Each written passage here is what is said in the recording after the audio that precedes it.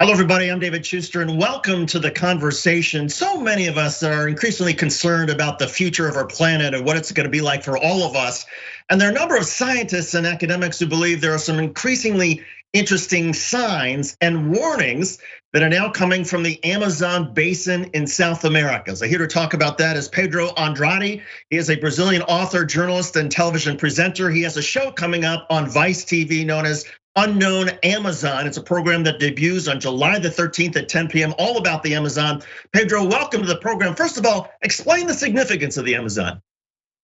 Great to be here.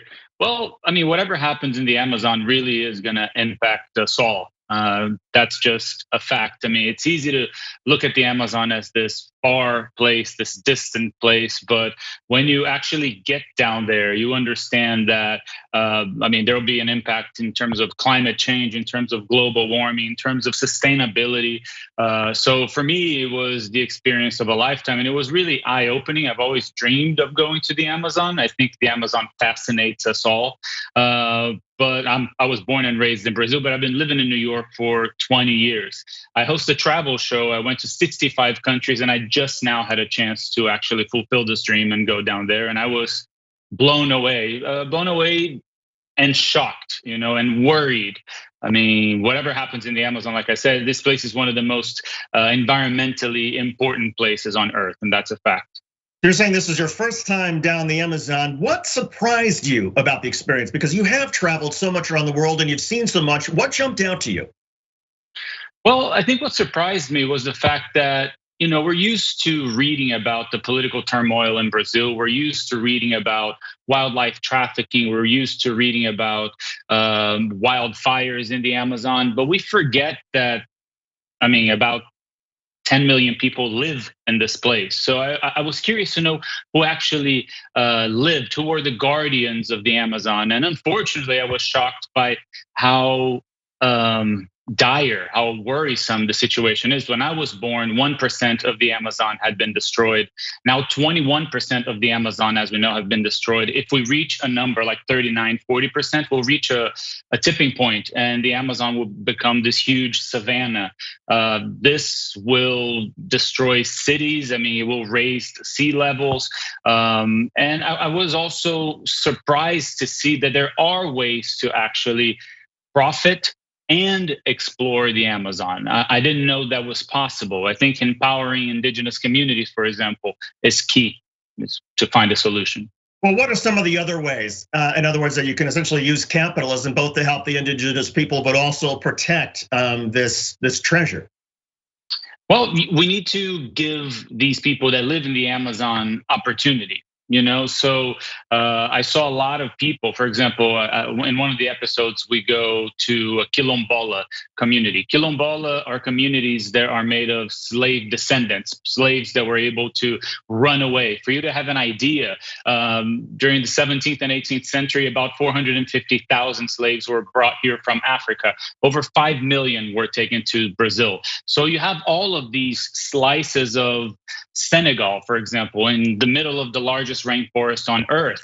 And we have a president that is extremely racist. We have a president that treats indigenous people like they're worth less than cattle. So unless we give these communities opportunities to work, to be important, to survive, or you have to make indigenous reserves and leave them actually alone because they were able to be self-sufficient for centuries.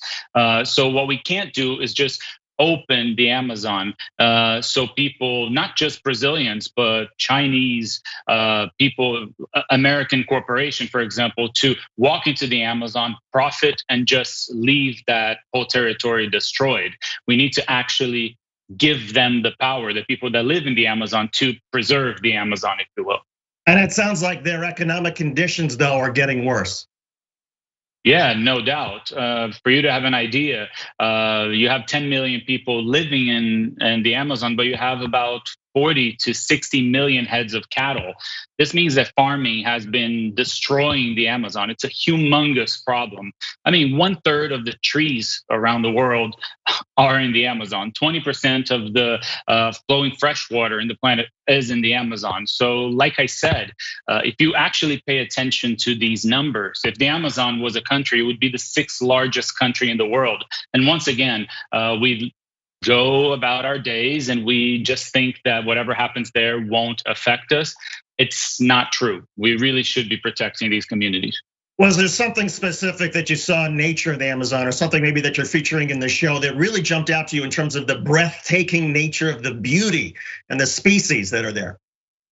Oh my God, yes. I mean, we have an entire episode dedicated to wildlife. And so I went to one of the largest rehabilitation centers in the Amazon. We rescued baby monkeys. We captured giant caimans. We monitored giant eagles, the only bears in South America. It's just really breathtaking. This sounds silly. I usually say that some people, some journalists are, obsessed with sports or with animals or wildlife. I'm usually just obsessed with the human aspect of places. But it's impossible to go down to the Amazon and not understand the value of this wildlife. You can't find anything even remotely similar anywhere in the world. Pedro, what was it like filming and producing this in the midst of the pandemic? It was a massive challenge. I'm really proud of the way we, took on this challenge. I think Vice is that network that will go places where other networks won't go, at moments that other networks won't go, talk to people that people like other networks are scared of talking to. And once they agreed to, take this journey on with me, I think we were really responsible. 70 PCR, 70 COVID tests later, none of us got sick. I mean, the tragedy that could happen if, God forbid, I brought any kind of virus into one of these tribes that could, decimate, pummel an entire ethnicity. So I can sleep, in peace, knowing that there were no indigenous people. None of us in the crew got harmed, but it was very challenging. I mean, the quarantining alone, that was a huge obstacle. Were there any dangers in terms of trying to convince the indigenous population that you were there to essentially try to help them and not to essentially take advantage of them? There were a lot of dangerous situations. I was held hostage by 250 armed indigenous people. I was death sworn. I had to be evacuated a couple of times from the Amazon. I know that the way I'm talking about the show, it sounds like a heavy show, but I think what differentiates this show from other shows about the Amazon is the fact that we were able to have these tough conversations, to talk to the villains, to talk to the victims, and also to have fun. I think by the end of this series, people will have a better understanding of how priceless this place is. And I think they'll want to go. They might not want to go to, explore the illegal mining practices that I explored. And once again, being held hostage is something that was terrifying. But I think the cause is so valuable, like we're talking about something that's so important, that it was well worth it. What was it that so angered the people who took you hostage? And was this, on one of your visits to one of these illegal mines, or was this another part of the Amazon? And what was going through your mind when this was happening? Well, to put it in a nutshell, I had interviewed this woman who's a force, like she is a reference in terms of indigenous rights, Alessandra. And she told me that she wanted everyone to, stay as far away from their community as possible, how much she hated the fact that indigenous people have been colonized, have been threatened, have been murdered for decades, for centuries, actually. And then I found out that some people, 250, 300 Munduruku, which are her ethnicity, had blocked the busiest, most important road in the Amazon because they wanted to be able to work on illegal mining. They wanted to be able to profit from their own indigenous land. So I did what I think any journalist would do. I went down there to understand what the situation was and talk to them. And in a matter of 15 seconds, we were surrounded by armed indigenous people. I mean, as you know, in this kind of job, things can go wrong really fast, and thankfully we're all okay. But it was scary. After this whole experience of putting the show together, does it leave you optimistic or pessimistic, both about the future of the Amazon and the future of our planet? There are reasons to be very optimistic. I think there is a generational gap that is undeniable.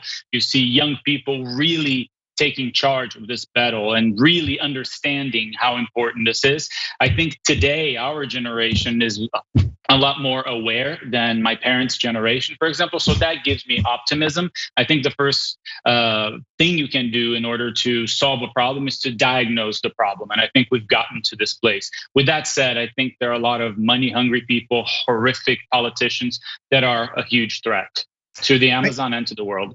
Pedro Andrade, the show is Unknown Amazon. It premieres on Vice TV on Tuesday, July the 13th at 10 p.m. A series will follow after that. Pedro's a Brazilian author, journalist, television presenter, the host of this remarkable show. Pedro, thanks so much for joining us on The Conversation. We appreciate it, and good luck to you. It was such a pleasure. Thank you so much. You're welcome. We are on to something that is going to be amazing, but what we need is your help. The number one problem is there's too much power in too few hands. Every single problem that we have can be traced back to dark money. They take large donors, they serve large donors. So these handful of gatekeepers try to dictate everything. Like all of you already know, they don't work for you, they work for their donors. So fire them and hire people who will only work for you that say no corporate backed money. We are going to change the way we elect candidates in this country. Uncorrupted Democrats. We're gonna fight for the issues and win on policy. This is incredibly personal. We need free healthcare for everyone. We're fighting for $15 minimum wage, single payer healthcare, debt-free college, and we are gonna get money out of politics once and for all. I've taken a public pledge not to accept any corporate money. Because the last thing we're gonna do is go into another presidential election and run a corporatist against a populist candidate. At some point, the buck needs to stop, and it's gonna stop with us. It's gonna stop with Justice Democrats. So who are we? People who do not take corporate PAC money. We're relying on small donors. 99.9% of our contributions came from people. You're a Just Democrat, so you don't take any corporate PAC money. I'm not influenced by money. As a Justice Democrat, I made that pledge. Not a betting. Absolutely no. I will go to Congress unbossed and unbought. We try to create a government which works for all of us. That is what America's about, and that's what a representative democracy should be about. We are just getting warmed up here. Vote for uncorrupted Democrats. The fight starts now, it starts today, and it starts with you.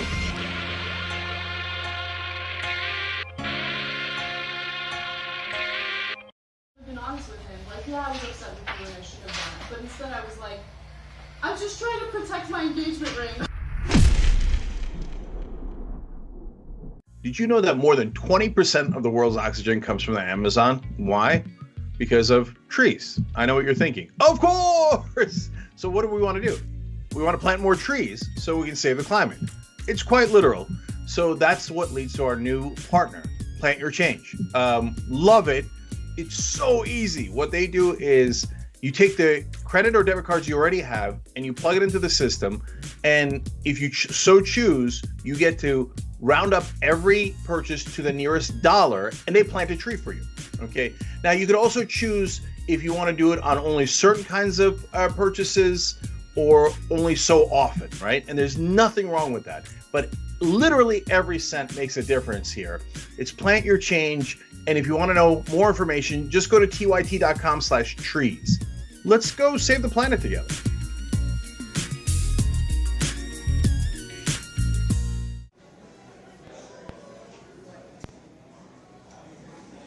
Now, top.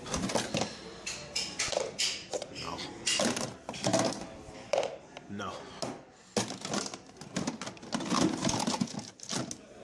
No.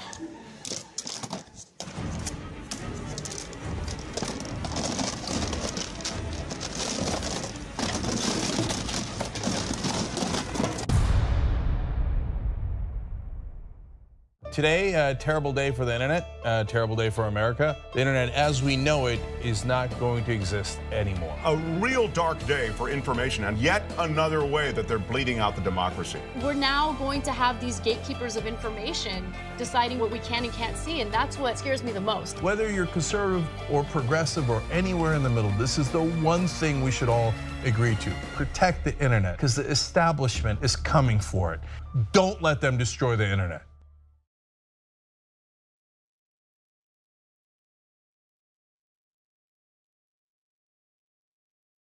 Welcome back to the conversation. I'm David Schuster. So what happened to Democrat Andrew Yang? It was a year ago when he fell short of the Democratic presidential nomination, losing, of course, to Joe Biden and falling behind Bernie Sanders, even though Yang had this fascinating proposal for a universal basic income. And then out of the ashes of that campaign, he decided to run for New York City mayor. He was the favorite early on and then faded.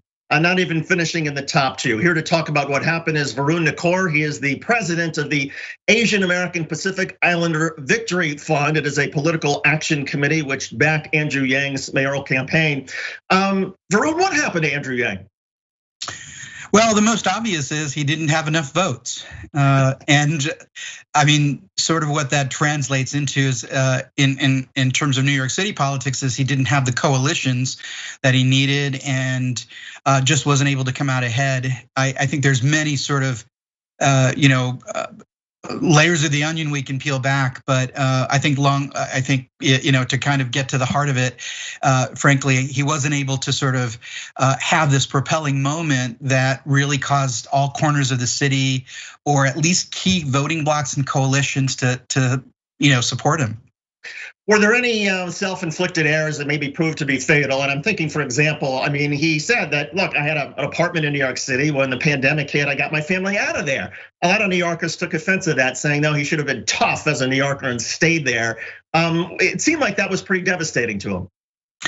There were several self-inflicted wounds, certainly, and I think it caused concern of some, not only AAPI voters, Asian American voters, but all voters around the New York City area, and of course his one sort of blunder about supporting the Israelis right before the conflict in Palestine, and I think that seemed like very blatant pandering to some. And so I think in the end, there was sort of a common thread of lack of consistency, not only in terms of his core messaging and in terms of how he wanted to portray himself, but there was these blunders that I think in the end made some folks sort of wonder whether he was the right leader for the job at this present time. Now, never mind the blunders, the inability to sort of stitch together the unique coalition you need to be successful in New York. There were some intriguing things about this campaign simply because he seemed to be labeled by the media to a certain extent as the foreigner in the race. What did you make of that? Yeah, it was very concerning watching this from the outside. I'm in just outside of DC, and I mean, it was really tough at this time as an Asian American candidate to run in a city where you had some of the highest acts of violence against Asian Americans, and then you had mainstream news articles and cartoons, frankly, that were calling him this foreigner, using tropes that have been used against Asian Americans over several decades, since the late 1800s, in fact. And I think that the sort of the insult to injury was, this one cartoon showing getting out of a subway stop in Times Square when, as sort of like, a person who says, when asked, what is your favorite spot in the city, it says Times Square, and he chose that because he responded that Times Square was his favorite part of the city because that's the subway stop that he came in and out of work on a daily basis, right? So it just showed that there was this subtext of microaggressions / racism against him that might not land on other candidates in the same way. But when you use these sort of subtle tropes against Asian candidates, very, very concerning. It makes the job much harder to even want to run for office. Did you see these tropes across the mainstream media, or were there particular publications? And I'm thinking maybe some of the, the New York Post and some of the more conservative publications that were covering the race. It was primarily that the New York Post, and then I think there was towards the late end of the campaign, a candidate who essentially said that he was trying to drive the people of color out of the race. And I mean, what is in fact Andrew Yang but a second generation Asian American? So I think that there were certain instances of this, and I think his wife had to come out and sort of, make a statement because he got tired of having that take him off message. So I think, there was a lot of these instances that were cause of concern and just makes the job doubly hard as an Asian American candidate at this time when nerves are very frayed across the country. Did you see some news organizations, though, that did perhaps a more responsible job in covering Andrew Yang and covering the campaign simply based on, again, the coalitions and the policies and not necessarily based on the ethnicity? Yeah, I think that, overall, the mainstream news outlets, I mean, it's tough, right? I mean, New York City's it's got to be one of the toughest places to run for any office, just because of the backbiting nature and sort of the viciousness of politics that comes to the surface. But for the most part, I think they were predominantly fair. What do you see being the future for Andrew Yang? He's talked about since his loss in the New York mayoral race of wanting to contribute and serve in some capacity in New York City. What sort of role do you envision for him that would both be helpful to the city, but also to the people who supported him, not only in the mayoral run, but also in his presidential campaign?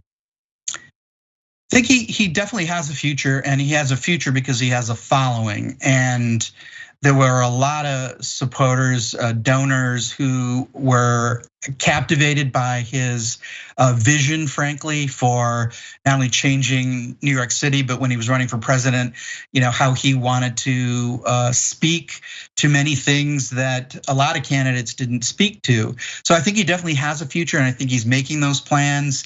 And we look forward to hearing more and seeing more from Andrew Yang.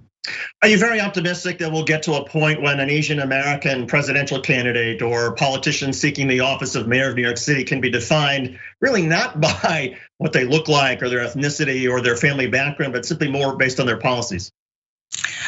I strongly believe that we will see that day, hopefully sooner than later.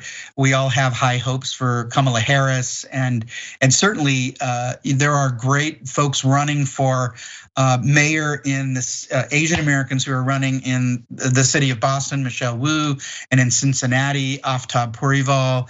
So we're very excited about the future. This is the first time we believe that there are this many Asian candidates running for big, mayors in big towns, and that could propel others to see a pathway to politics other than what might be considered typical, like running for city council or state legislature or even federal office, which I think a lot of folks gravitate to. So these mayor's races in Cincinnati and Boston are something we're keeping a very close eye on. I'll never forget when Joe Lieberman was selected by Vice President Gore in 2000 to be his running mate. There were many Jewish Americans who, while proud of Joe Lieberman and having somebody like him on the ticket, they were also nervous because they thought, oh my goodness, this might bring out more anti-Semitism and maybe Joe Lieberman's life is going to be in danger, and it elevates this issue. Are there some of the same anxieties in the Asian American community as political candidates with that background take on a higher prominence?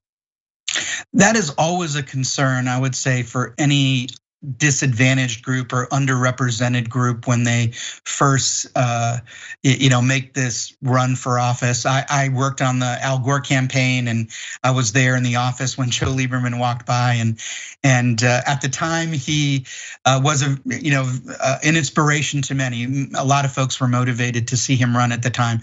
That being said, when you do have these candidates who are breaking new ground in this respect.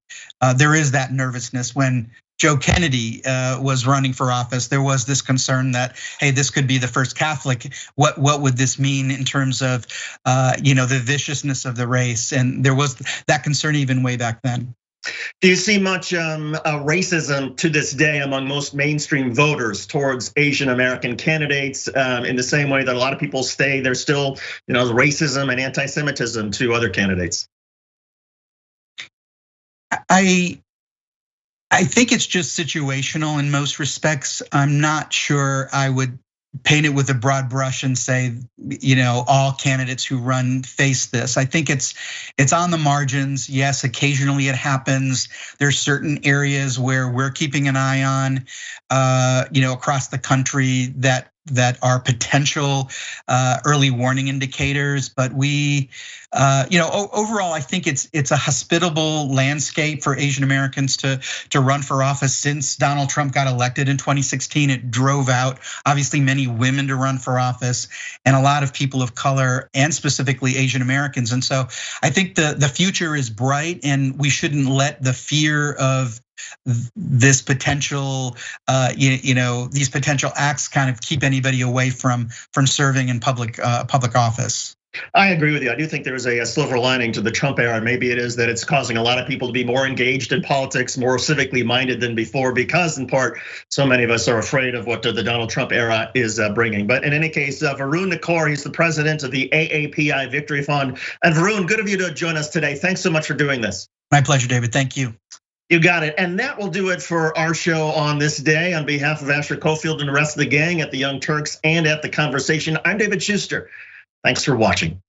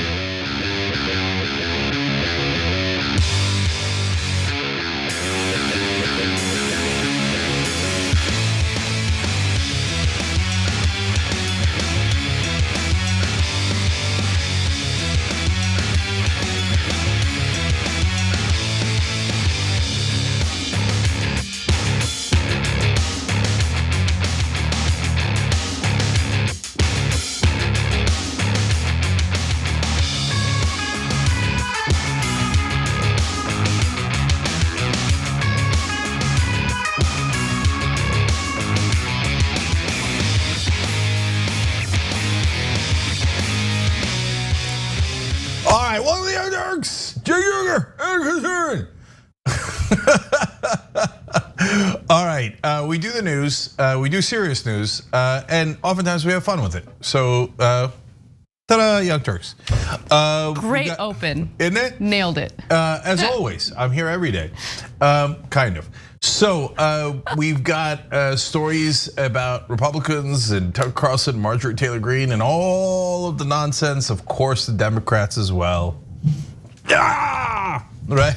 Yes. So let's move forward. Let's do it. Yeah, I actually would like to start the show today by discussing a class war that's taking place on a very local level in Atlanta. It has to do with policing. It's the intersection of policing and the class war. So this story is insane, but it gives you a sense of where rich people are at when it comes to funding police. So the wealthy neighborhood of Buckhead in Atlanta is actually looking to divorce itself from Atlanta and become its own city, so the wealthy neighborhood can essentially have its own local police department. It can fund its own local police department, which will be separate from Atlanta. Now, the reason why they're doing that is because in Atlanta, as we're experiencing all across the country, there has been a spike in violent crime. Homicides are up by about 63% to the same time last year, and up 43% compared to the same period in 2019. And that's according to late May data released by the Atlanta Police Department. The city has seen more than 300 shooting incidents since the start of the year, up 45% from what it recorded this time last year, and up 55% from 2019. So it's important to know that context. There is an increase in violent crime, not just in Atlanta, which these statistics bear out, but all across the country. This has been an increasing issue, something that unfortunately the GOP has latched onto as their way of rallying supporters to go to the polls and vote for them in the midterms. And so what does Buckhead, this wealthy neighborhood in Atlanta, want to do? Well, first off, let me just note, they're known as the Beverly Hills of Atlanta, so it gives you a sense of the wealth in this particular neighborhood. But apparently state lawmakers introduced legislation earlier this year that could pave the way for a Buckhead City vote on the November 2022 ballot. Now, the Buckhead City Committee says it raised $600,000 to support ongoing lobbying efforts and a commission, a feasibility study that is set to kick off in days. So they've already got this process going, and Buckhead isn't the only area in Georgia that's moving forward with this kind of idea, right? Just kind of divorcing itself from metropolitan areas in the state. Now, here's Bill White. He is the head of the Buckhead Exploratory Committee. He's actually the CEO of the Buckhead Exploratory Committee. And in this video, he kind of explains the reasoning behind why they're doing this. We are living in a war zone. That's how we describe living in Buckhead. And what has happened here in the last several years is an incredibly dangerous spike in crime and a complete vacuum of leadership. The police in Atlanta are great policemen and women. We love them. They just want to do their job, and they're not being allowed to do that. So Buckhead and the beautiful families, a very diverse community. We, in fact, are the most diverse community in all of Atlanta. We have decided to file for divorce, and the divorce is final. And what we are saying to the city of Atlanta is we are going to form our own city. We have 2 bills in the state legislature. We've raised the requisite amount of money we need right now to move this forward. There'll be a ballot initiative on the ballot next November. And we are going to take our city back for the great families of Buckhead once and for all. Now, look, once you hear that this is the Beverly Hills of Atlanta, I'm sure you can assume that it is not, in fact, the most diverse part of Atlanta. In fact, quite the opposite. I want to give you that fact check, and then Cenk, I want to hear your thoughts. Atlanta is now roughly 51% black and 38% white, according to the US Census Bureau. Without Buckhead, Atlanta would become roughly 59% black and 31% white, according to the Atlanta Journal-Constitution analysis. Buckhead City, if it became a reality, would be roughly 74% white and 11% black. The most diverse part of Atlanta. Super Anna. diverse. Race has nothing to do with this. Now, obviously, it's about race and class, clearly, right? Because while he said friendly things toward the Atlanta Police Department there, apparently the Atlanta Police Department just isn't enough for the residents of Buckhead. Yeah, so first of all, I think Buckhead's known as the Beverly Hills of the South, so the whole South. It's not surprising that that would be in Atlanta, but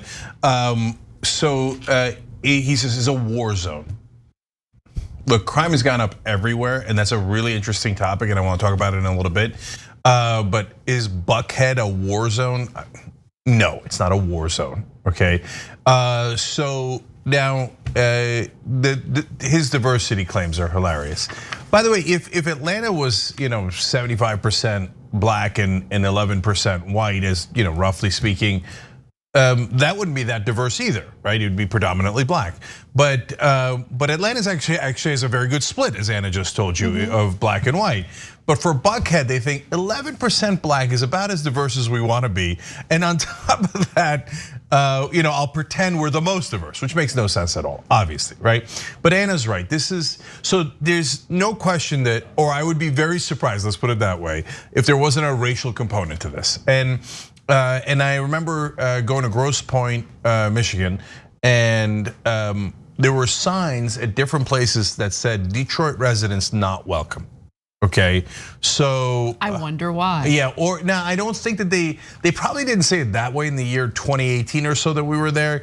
I think that it said like if you have Detroit ID, you're not allowed to enter. Okay, but why? Because Grosse Pointe is a really rich suburb of Detroit. No, I get it. It's America, though. Right? Is it a gated community? It must have been, but it was flagrant the way they said. Not gated community. I don't remember exactly what the thing was. It obviously can't be a public park, etc., as Anna points out. But whatever it was, it wanted to make very clear we don't want anybody from Detroit here.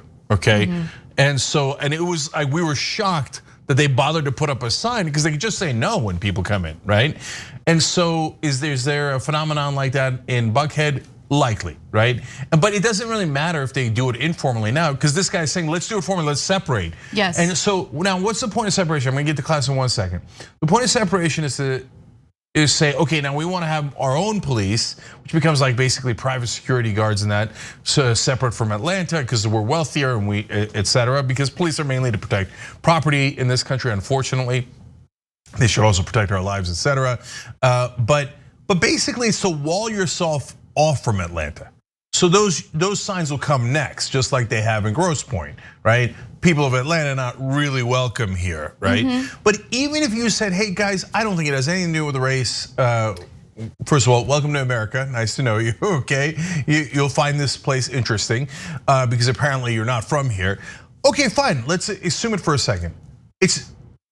In terms of class, they're basically saying, we don't want to give you any of our taxes. Exactly, okay. That's what this is about. It's about essentially taking away a huge source of revenue, an important portion of the revenue for the city of Atlanta, and keeping it within this wealthy enclave. So yes, I think that there is a component of race involved, but race and class are very clearly intertwined here, and in general. And in this case, they want to ensure that their resources remain within their own little neighborhood. Well, when I say neighborhood, it's not fair. I mean, this is an area that has a population of about estimated 80,000. I'll give you exact numbers in just a minute. But again, when you look at the median income in that area, it's far higher than what the average is or what the median is when you look at the greater Atlanta area. Yeah. Yeah. By the way, already I love the comments that are coming in. In our member section, Naveen X-Ray said, Buckhead is the most diverse. Yes, dirty blonde, platinum blonde, strawberry blonde, diversity at its finest. What a total Buckhead. Yeah. Okay, and then on YouTube Super Chat, D Nichols says, I'm sorry, Moondragon says, nope, D Nichols, call that city Karen Town. So we have more video about this, and it's it's important to see what the inner workings are here, like how these people really think. Let me just note though, the reason why this is important is because Buckhead isn't the only part of Georgia that's kind of trying to divorce itself from a broader metropolitan area. For instance, the proposed Buckhead city is just one part of an ongoing cityhood movement across the state. Among the roughly 10 new cities formed in less than 2 decades, all but 2 are majority white. So it's important for you guys to have the facts, okay? So as he's speaking to Tucker Carlson, you can understand that while he's saying one thing, he's really thinking something very different. And with that said, let's go to the next video real quick. Tucker, that all those, we're racist or this, that, and the other thing, that is all hateful, very disturbing, unhelpful language that's fear-mongering, and it certainly will not stop the crime in Buckhead. What's going to stop the crime is the establishment of the Buckhead City Police Department. We plan on having 300 police officers for a prolonged period of time. There are only 82 cops on the beat in Buckhead right now, the square footage of San Francisco. So he's saying, like, look, we've got the same square footage as San Francisco. We have such a small number of cops, 82 cops. Yeah, but let's look at the population of Buckhead and compare it to the population of San Francisco. So the residential population base of Greater Buckhead is currently at about 87,000 and is expected to grow to nearly 114,000 by 2040. Okay, 2040. When you look at San Francisco, numbers are a little different. They're a little different. Let's take a look at this graph. Oh, look at that. As of 2019, the population of San Francisco was 874,961. Yeah, the square mileage of your town is totally irrelevant. It's not totally irrelevant. You might need a couple more cops if you have a gigantic county and they got to drive further out, et cetera, right? But mainly you're talking about population. But let's go back to class. Guys, I need you to understand why this is a disastrous idea. So if the rich areas of each city start breaking off one by one, they're going to basically build these towers and moats and stuff to keep the rest of us out and have more and more private security. But it also drains the resources of the rest of the city and then makes it harder. And then not only do you have more income inequality, but you have more conflict. And it sets up, hey, we're not all New Yorkers anymore. That's a Park Avenue city person, right? And that's a New York resident. And it could get absurd, like the example I just gave. It could be that it's not just a richer part of Brooklyn that's peeling off. It's specifically Park Avenue or Fifth Avenue, right? Well, Jesus Christ, you're gonna have Fifth Avenue City and Park Avenue City. And the whole point of this is siphon the money out of the general city and make sure that you're super selfish and greedy and keep it only within the richest areas. Any city that goes through that, even if you divorce the racial component of it, you're gonna wind up in an absolute disaster. And then what happens if they start doing it in the States, right? In West Virginia, a very rich part with the mansions, they become their own state, and the rest of you are screwed in the hollers, right? So once you start this ball rolling, it's an epic disaster. Absolutely, and you touched on something that's important, and I want to just piggyback off of it, emphasize it. What we're experiencing with policing right now, and what needs to be reformed, is that most of the policing isn't about protecting people. It's about protecting property, protecting capital. And so these are very wealthy individuals who want to protect their wealth. And so they see the increase in crime and they panic about it, and they think that the problem is that they're grouped in with the poors. They're grouped in with individuals who are represented by a mayor who dared to question some of the policing taking place in Atlanta. That's Keisha Lance Bottoms, who of course is not going to face or is not going to go through with the re-election. She's actually, going to stop after her mayoral term is up. And has she defunded the police? No, but she had some criticism or critique in regard to policing in Atlanta, and that led to cops quitting because their morale was low. Okay, so are we just we're never gonna be able to hold cops accountable? They're gonna get their fifis hurt and they're immediately gonna quit because morale is low? No, what we need to do is reform policing significantly. And it needs to be considered, honestly, an important job where there's enough training, but more importantly, something that's not an easy job to get into, right? There needs to be more thorough background checks, better pay. And you need to make sure that you hire the right people for the job. I think that's part of the problem. When you look at actual polling, especially polling of African Americans in America, they actually don't want to abolish police. They want police to protect and serve. They want them to carry out the jobs that they're supposed to do. And that should be something that is given to all Americans, right? Not just rich Americans, not just white Americans, not just whoever. It needs to be applied evenly to all Americans. And that's not what's happening right now. That's the problem. Yeah, and so I wanna go back to the crime issue for a second for two reasons. Number one, guys, it's happening all across the country. So if they're demagoguing in your particular city and saying, oh, it's because of the mayor, it's because of police policies, etc. It's because of criminal justice reform. Nonsense. Not all of the cities are doing that. Not all of the states are doing that. And crime is up in almost all the cities in all the states. So it doesn't have anything to do with that. Likely it has to do with some sort of reaction to COVID and people being out. Now, by the way, gun violence is obvious. It's because there's so much more guns, and you could track the number of guns to the number of gun homicides, suicides, etc. So those are the actual phenomenon, and not any of the things that they're demagoguing about. Now, I love doing the show with you guys because you're making such great points, especially on this story. In our member section, George McGovern said, wait a minute, Buckhead is rich. They could hire a private police force if they are really in a war zone, right? And so I wanted to point that out because they actually could. You remember the Kardashians and some other wealthy people in LA hired private fire departments when the fires were raging in California. You could actually do that and have the fire department just sitting in your backyard ready to go. Now it's not an actual fire department, but it's people who are ready to fight fires, right? And obviously everybody knows private security guards. Buckhead could hire a whole heap of those folks with their pooled money. So that's why this is not really about crime. It's about money, it's about taxes, right? And so they think, I don't want my taxes to go into any other fellow Americans, in this case, people that are part of Atlanta, and this is happening all across the country. Then I go to YouTube Super Chat, and Gail Hefner makes a great point. Little Italy in Baltimore City and Northeast Philadelphia want to do the same as Buckhead, and they've tried for 4 years to do so. And we have it here in LA as well. All the rich areas are trying to basically secede from their cities. And it's driven, and by the way, remember, they've been, as Gail just pointed out, they've been doing it for 4 straight years, pre any crime wave. It's not about that. It's about greed, infinite greed. Eventually, just like really rich people are gonna be like, you know what, I'm my own city. I declare my own city and I'm gonna keep my taxes 100% to myself. No, we've gotta be in this together. And so that's why this is an absolutely disastrous phenomenon.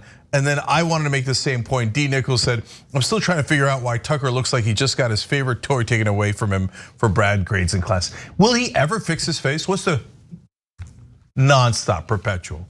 All right, we got to take a break. When we come back, we have more news for you, including how the bipartisan infrastructure bill is in jeopardy because conservatives do not want to fund the IRS.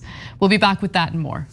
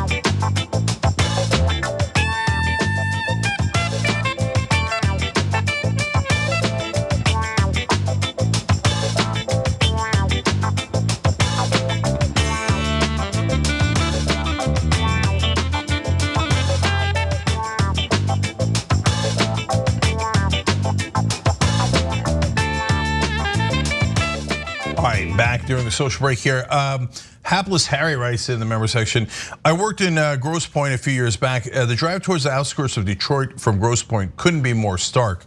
You could easily tell the disparity the minute you change zip codes, and it sucks. Yeah, that's part of why we went to Grosse Pointe when me and some friends had gone to Detroit. We're like, let's see what Grosse Pointe looks like and how different it is. It is very different. And it's okay, look, there's nothing wrong with suburbs, and some areas are wealthier than other areas. That isn't the problem. The problem is exclusion.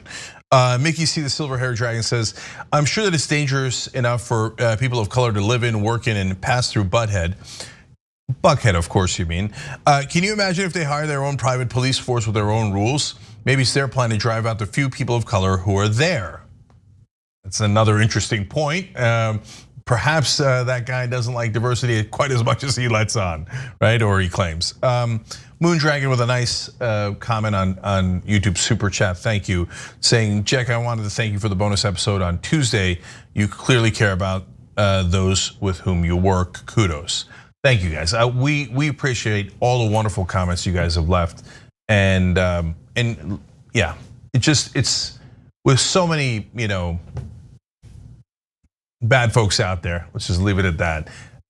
It's great to have your support, and we love doing this show with you. All right, Dr. Zippy McScoot says, I'm a 3-time combat vet, Desert Storm, Bosnia, and Iraqi freedom. It irritates me to hear a rich white guy say he's in a war zone. The arrogance is astounding.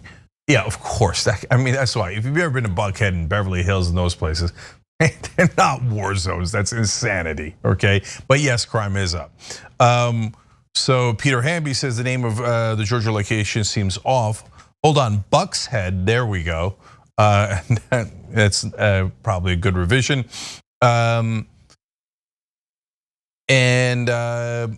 Tyrannosaurus in F14 writes in, if you take this to the extreme, it would mean separating 300 districts that vote liberal and generate 70% of the national GDP to live free from the problems of the rural red districts. Bad idea? Question mark, right? Yes, they better be careful what they wish for. A lot of the wealthier areas are actually liberal. And so if you separate those out, the red states are gonna be in a world of pain. And then I'm going to Twitch, Holy Beer Dragon gifted 10 subs. I wish a pickle Rick would is new. And Serenity Now said, then this is important, was diagnosed with Hodgkin's lymphoma yesterday. I've been in a haze all day. I've been looking forward to the energy from Cenk and Anna. Well, we got nothing but love for you. Hang in there. I love the positive energy of our community and how we're constructive together. We'll be back.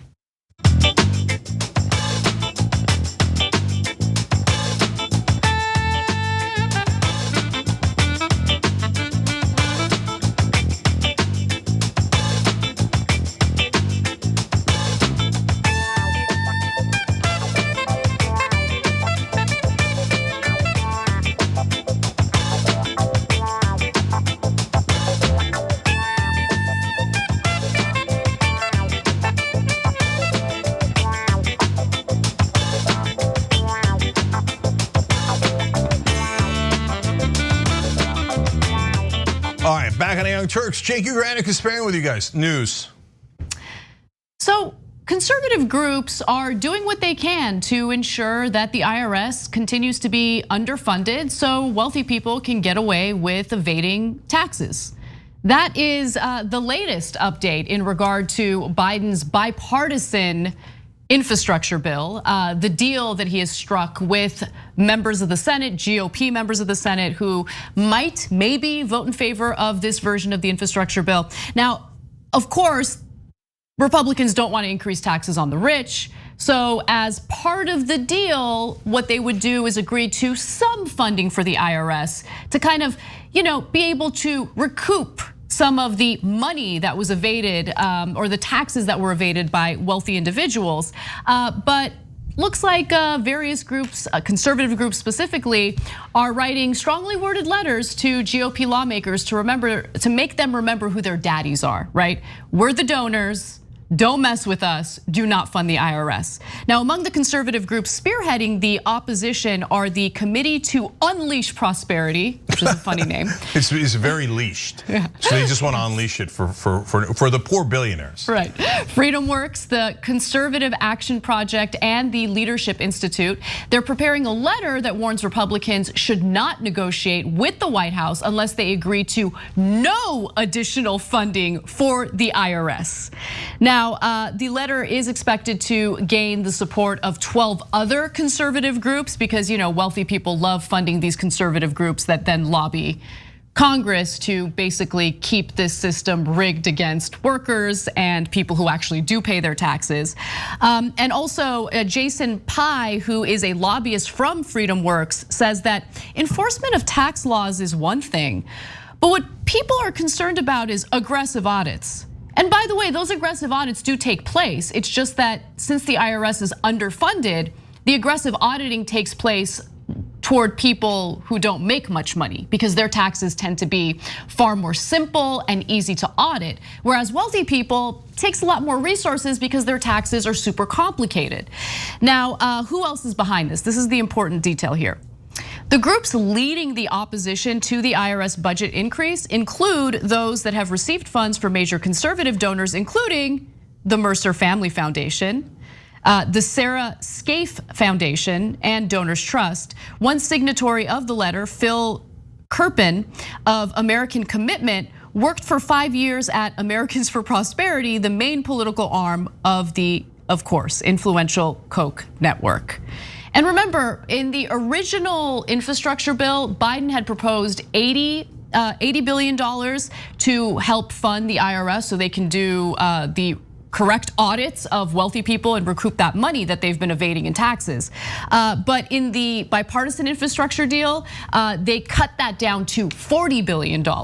So Biden's already made a major concession here. The question is, will he make more concessions as a result of these conservative groups lobbying Republican lawmakers to refuse voting in favor of the bill if it includes the funding for the IRS? Okay, you know what this is? This is defunding the police. Yeah. It's just the police of tax cheats, wealthy tax cheats. So when it comes to that, the rich all of a sudden turn around and go, we don't need any stinking police to look into our IRS tax forms to see if we cheated or not. No way, defund the police, defund it right away, right? Isn't that amazing? Guys, who do you think is pushing for making sure that the IRS cannot catch more tax cheats? Probably tax cheats, okay? And it's not a surprise that all those foundations and all those individuals and groups that are backing this effort are incredibly wealthy. The Mercers got their money on Wall Street, the Koch brothers, the array of companies, etc. So it's like if I was the IRS, and I know you can't do this, etc. And we have that was my IFP that fell out. But look, those groups are clearly the ones that want to make sure they're not audited, right? And so it's like waving this giant red flag. We cheat on our taxes. We don't want the IRS to look into that, right? Now the IRS technically cannot look into it because then that would be going after political groups. Mainstream media drives me nuts. Washington Post had an article about this where they say, now conservatives are also concerned about the IRS looking into conservative groups. There was a controversy about that. And later they found out they were also looking into liberal groups. No, later they found out that the IRS looked into more liberal groups than conservative groups. So the controversy was completely fake. And the reason for the fake controversy was because they wanted to help rich people cheat on their taxes. That's right. Right? Mainstream media, are you ever going to tell the truth to the American people? So there's only one reason why they want to defund the IRS. It's because they want to cheat on their taxes. It's the most obvious thing in the world. And so that's who the Republican Party is, infinite greed. And remember, this effort to underfund or defund the IRS worked under the Obama administration. And so if you take a look at how much the funding for the IRS has been cut, it's a pretty significant amount. So the IRS's enforcement staff declined by 30% between 2010 and 2018, and that's according to the Congressional Budget Office. So again, I mean, what does this do? If you're a worker, if you're an ordinary American and maybe you've been audited, you might think, no, IRS sucks. I don't want to fund that, right? I get it. I understand that. But under this current system of an underfunded IRS, that means that they focus all their resources on auditing people like you and don't have the resources to audit the people who are skirting taxes to the tune of millions of dollars in some cases, right? I mean, there was recent reporting that showed that millionaires and billionaires have avoided paying $1 trillion in taxes. I mean, that is an insane amount. And it's because, again, their taxes are complicated and the IRS doesn't have the resources to do the appropriate audits of these people. So get a load of the incredible irony of that ProPublica story that came out.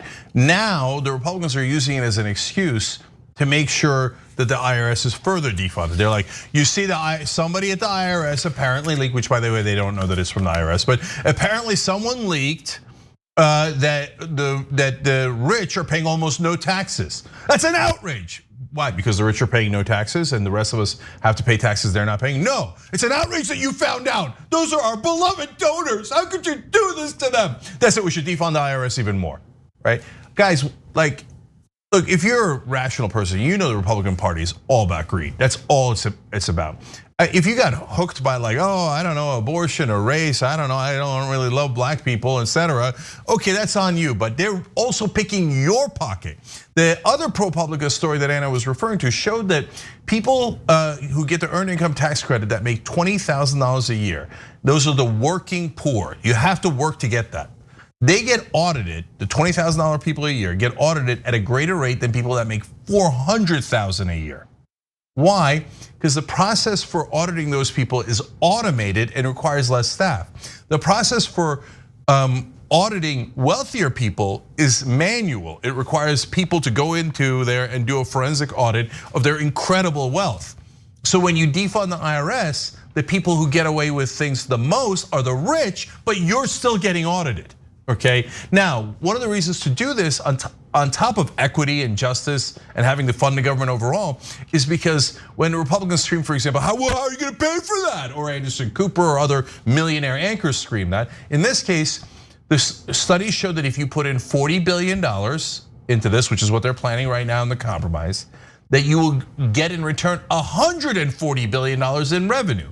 So it actually adds money to the federal government, and because it's so many rich people that are cheating on their taxes. Let's speak in the language that conservatives understand. It's a good return on your investment. It's a great return on your investment. The problem is conservatives don't want that kind of return on investment because it's money that goes toward funding government programs that help benefit Americans in general. But I do want to split conservatives here because they're very different. Now, I don't have any love for non-rich conservatives because of all the different social issues that we really disagree on and cultural issues, right? But they don't want the rich robbing us either. This is rich Republicans that are robbing all of us. So understand, like you guys get mad about rhinos and stuff like that. You should support Trump in getting reinstated or whatever lunatic thing that he's up to these days, right? Why do you get pissed about the robbery? You're worried about crime. They're picking your pocket. They're making you pay taxes while the rich pay almost nothing. Okay, and that is done predominantly by the Republican Party. So get accountability on that. All right, well, let's move on to our next story because I gotta be honest, I had been pretty tired of these types of stories because it's all the media was talking about for a while, but we missed some stuff regarding what transpired in the state of Arizona as a result of Donald Trump refusing to accept the results of the 2020 election. So, Arizona's Secretary of State is asking the state attorney general to pursue a criminal investigation into Donald Trump and his allies in regard to their attempts to influence the 2020 election in their state. Now, Katie Hobbs said some of the communications involve clear efforts to induce supervisors to refuse to comply with their duties, which could violate Arizona law. Katie Hobbs is the Arizona Secretary of State. Yes, she is a Democrat. The state's attorney general is a Republican, so do what you will with that information. But honestly, their political affiliations are irrelevant when you look at the evidence that's been provided in regard to the Trump campaign's attempts to influence the election.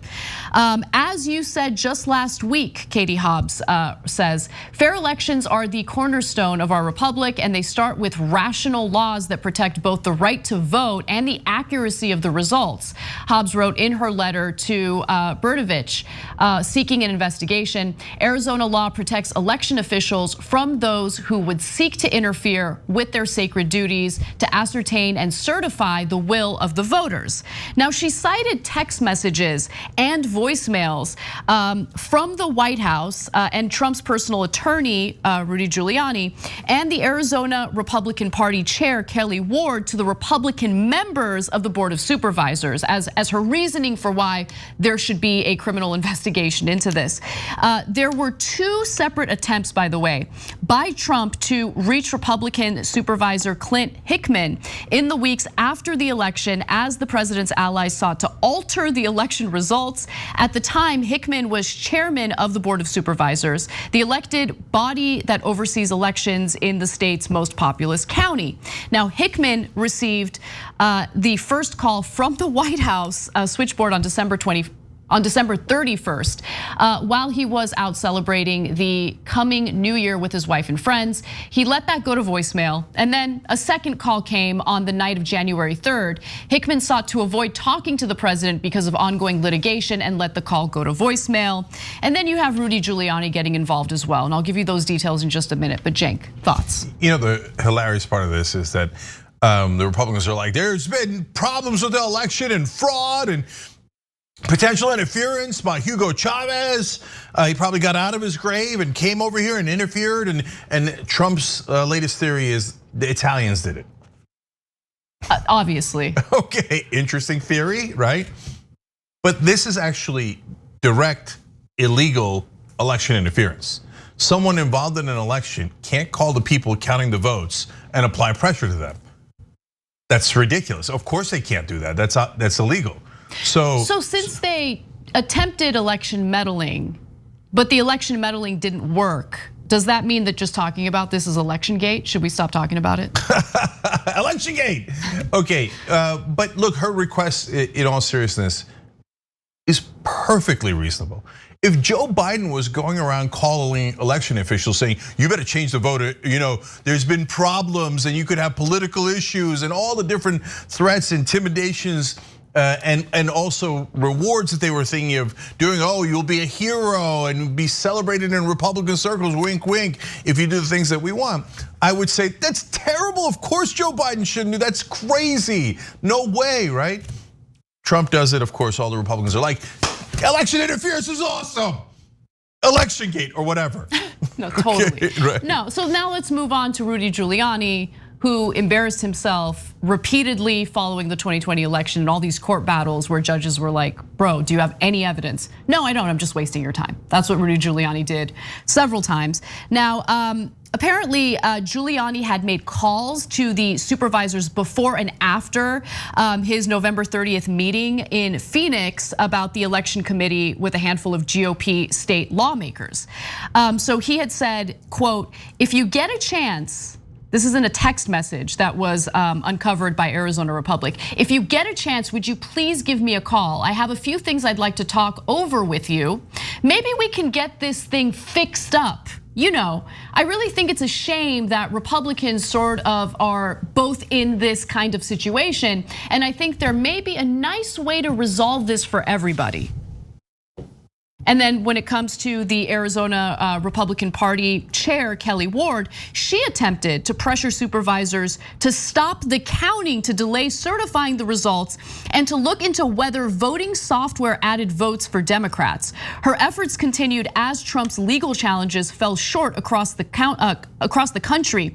When those efforts did not succeed, though, through various texts, she said supervisors were un-American and were playing for the wrong team. So there was all this pressure for officials to essentially go against the will of the people and just give Trump and his campaign the results that they wanted, even though he lost that state. He lost the state of Arizona fair and square.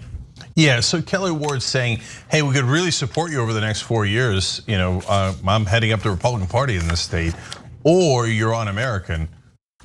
Gee, I wonder if that's interfering with an election and creating incentives and disincentives, carrots and sticks, etc. And you say, hey, Cenk, how do you know that Trump was going to pressure this election official in Arizona? He had to leave voicemails, he didn't get through to him. First of all, I'm sure that he was just calling him randomly. He's like, I'm thinking of calling the dog catcher in Minnesota or maybe the election official in Arizona in a really tight race that I'm involved in, okay? So first of all, of course he was calling to interfere and meddle, but it's not just that. Remember, he actually did reach the election officials in Georgia and they recorded the call. We heard the call, and in the call, he 100% interferes with the election, meddles with it, and puts tremendous pressure to change the results. I mean, there's 1,000 reasons why Donald Trump should be in jail. But in this case, it's just a matter of they're asking, hey, can we follow Arizona law? Is that possible? Because I thought that the Republicans were a party of law and order. But it seems like whenever the law is applied to them, they despise it. Whether they're beating up cops and killing folks in the Capitol riots, or in this case where they're like, well, we don't like election law when we lose. We just want to be able to interfere and switch the results. And you guys keep insisting on a democracy. That's it. Defund the cops. Or whatever it is that they're pushing for here. But here the Democrats are pushing for people to actually apply the law, and that would be a nice change of pace in America. We got to take a break, but when we come back, Donald Trump is doing what he does best, filing frivolous lawsuits. We'll give you those details and more.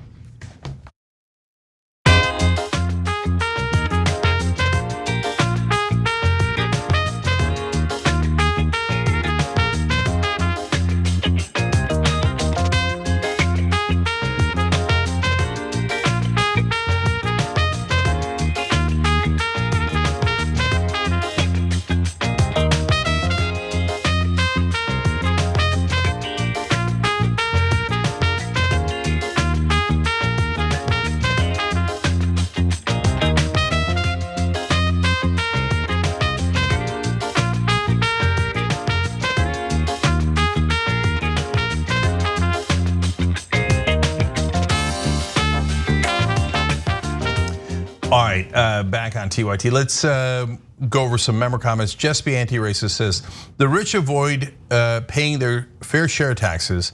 Where have I heard this before? Oh yeah, Bernie Sanders.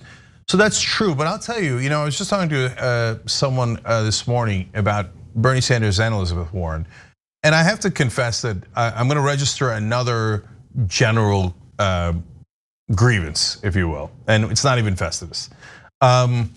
So you remember how, here, let's talk about Elizabeth Warren in this context. Why I liked her in the first place during this presidential run. I know a lot of you got frustrated, et cetera, and people, of course, lying about my record. When she turned on Medicare for All, I had already endorsed Bernie Sanders, okay? But the reason I liked her is because she was the only one talking about corruption, and she talked about corruption on the campaign trail way more than Bernie did. And that's when she rose to #1. And then of course, Democratic consultants got her in her ear. Oh, that doesn't unify the Democratic Party. Go back to talking about milquetoast and run away from Medicare for All. And then her ratings plummeted, and of course, the rest is history. But it's not like she retired. She's in the Senate, and so is Bernie. So they can call out the defunding of the IRS very vocally. It's not that they don't fight on it, but they could come in and go, now look, that Republican over there says we should defund the IRS, right? Well, who benefits from that? Tax cheats. So name any random Republican, they all do. So Mitch McConnell is in favor of tax cheats. So I want Mitch McConnell to explain to us why he wants to defund the police at the IRS, right? No, nothing, not nothing, but not nearly enough. And Elizabeth Warren on corruption, where are you? I mean, don't forget, you should call the corruption in your own party. I know for Democrats, oh my God, my colleagues matter so much more than my voters. I'll never ever call out my corrupt colleagues. I know that, right? How about calling out the corruption of Republicans? Nope, I guess you were running for president. So I'm being honest about all these folks, and I know they get their feelings really hurt, but try representing us, see how that turns out. Text Stan writes in on Super Chat, why would the mainstream media cover the defunding of the IRS? Do you think those wealthy anchors want to get audited? Maybe they're not cheating on their taxes.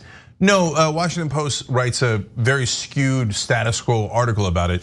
But in terms of cable news, I haven't seen it anywhere. I mean, I haven't watched every single thing, but I don't see Anderson Cooper going, this is outrageous, we need to get more funding to the IRS. I haven't seen it. Jeremy Skiba writes in, haven't watched the show for a few days, but finally caught up watching them today. I just want to tell Anna she has my support. I'm sorry she's having to deal with this crap, both now and in the past. Keep your head high.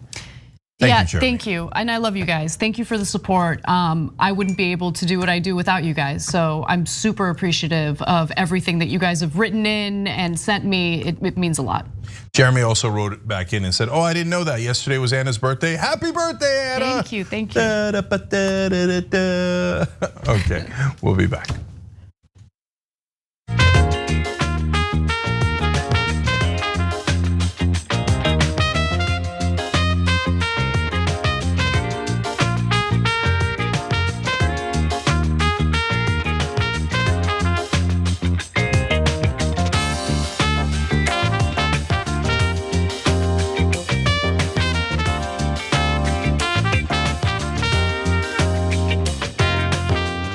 All right, back on TYT, Cenk Uygur and Anna Kasparian with you guys. Guys, we're trying to create some change in the world. So if you can join us at tyt.com/change, we're gonna try to build a change machine, and that would be amazing. We appreciate it. If you're on YouTube, just hit the join button below. It's so easy. All right, Casper. Donald Trump is doing what he does best. He's filing a frivolous class action lawsuit. Now, I say it's frivolous because it's directed towards social media platforms that have banned him after giving him so many chances to just abide by their terms of service. But after the Capitol riots, as we know, he was permanently banned from Twitter and will continue to be banned from Facebook for another 2 years. Now, Donald Trump, who has complained about censorship by social media giants, filed a class action lawsuit against Facebook CEO Mark Zuckerberg, Twitter CEO Jack Dorsey, and Google CEO Sundar Pichai. The filing, Trump said, seeks immediate injunctive relief to allow the prompt restoration of his social media accounts. He also said he's asking the court to impose punitive damages on the 3 social media giants. That's fascinating that that's what the class action lawsuit says, because he was asked about what his real intentions were during a press conference. Let's hear what he had to say. If you're successful in this, and Twitter and Facebook and Instagram and all the social media platforms let you back on and let everyone else back on uninhibited the way that everyone's supposed to have access, would you use their platforms again? I don't know. It's a good question. I don't know. I might not. You know, I'm in a different position because if I put out a press release, you know, I'm getting extremely good pickup. But that's me. Come on. I mean, Trump loyalists keep launching their own social media platforms and failing miserably. The latest iteration of that was Getter.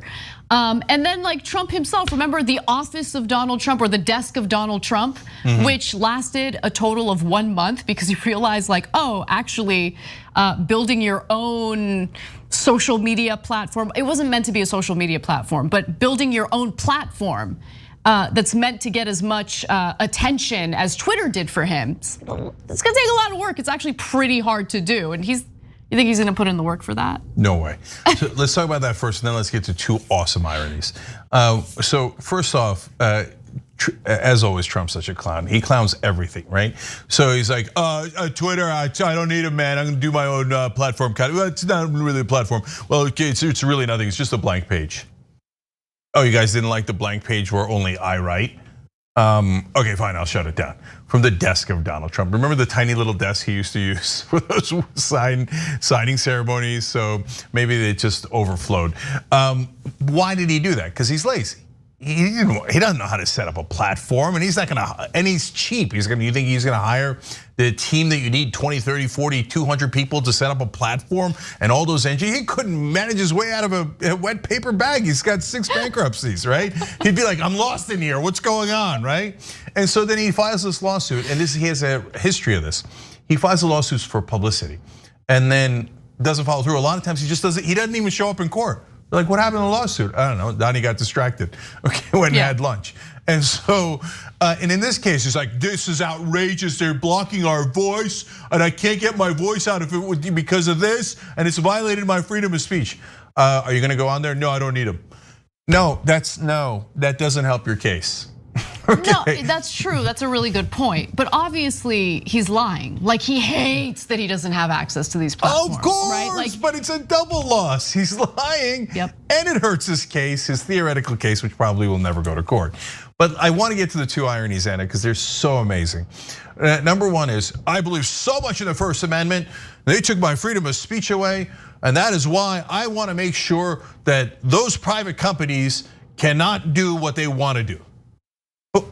Wait a minute, you're taking their First Amendment rights away. And you were actually the head of the United States government. They're not in the government at all. The First Amendment is to protect us from the government. So you're saying they should not be able to have the speech rights to platform anyone or deplatform anyone they like as a private corporation? That's the most ironic lawsuit ever. And then the second part of it is Section 230. He says that Section 230 is terrible. We got to take it away, okay? Section 230 protects those platforms from the content that people post on there. So if they post things that are libelous, etc., then they're not held responsible. Otherwise, the platforms would have to do a lot more censorship. They'd have to say, okay, no, that might get us in legal trouble. That might get us in legal trouble. That will definitely get us in legal trouble. Yes. And I have to take away all of these commenters. If they took away Section 230, almost no right-wingers can post anything on social media. It'll be considered harassment, etc. It could create legal, not just criminal, but civil liability for Facebook, Twitter, and all the platforms. It would devastate the right wing, but Trump thinks my fifis are hurt. Right. I've got to sue people because of my feelings. But it goes even further than that, right? He can't abide by the rules of service or the terms of service. He gets so many chances to just stop breaking the rules, right? I mean, they could have banned him a billion times and they didn't do it. Now, some of you might be saying, look, it's a private company, yes, but this is wrong. Censorship of individuals on these massive platforms is wrong because for some people, having a presence on Twitter or Facebook or whatever is incredibly important for their career, for their business, whatever. Okay, that's fine, but you can't cite the Constitution. Right? Like the Constitution specifically protects Americans from the government censoring them. It doesn't protect Americans from private corporations censoring them. So that's why we have conversations about the possibility of treating these social networks or these platforms as public utilities instead. Now, we're nowhere near that right now because it's not really even being discussed in Congress. I mean, Congress can't even pass legislation to deal with our crumbling infrastructure, which is pathetic. But I understand those concerns, those are legitimate concerns. What we're hearing from Donald Trump and conservatives are not legitimate concerns. And this is why I'm saying this. They keep arguing that platforms like Facebook, they're constantly censoring us, guys. Conservatives are censored on Facebook. Okay, let's take a look at the top performing Facebook pages in the United States. First one, this is from July 2nd.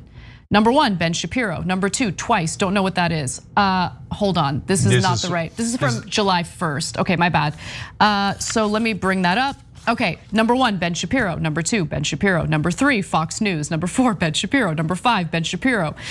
Number 6, power of positivity, I like that. I do feel that power of negativity is being discriminated against here. 7, NPR. 8, CNN, okay. And then at number 10, you have cat lovers only. But the point here is, most of these happen to be conservative outlets.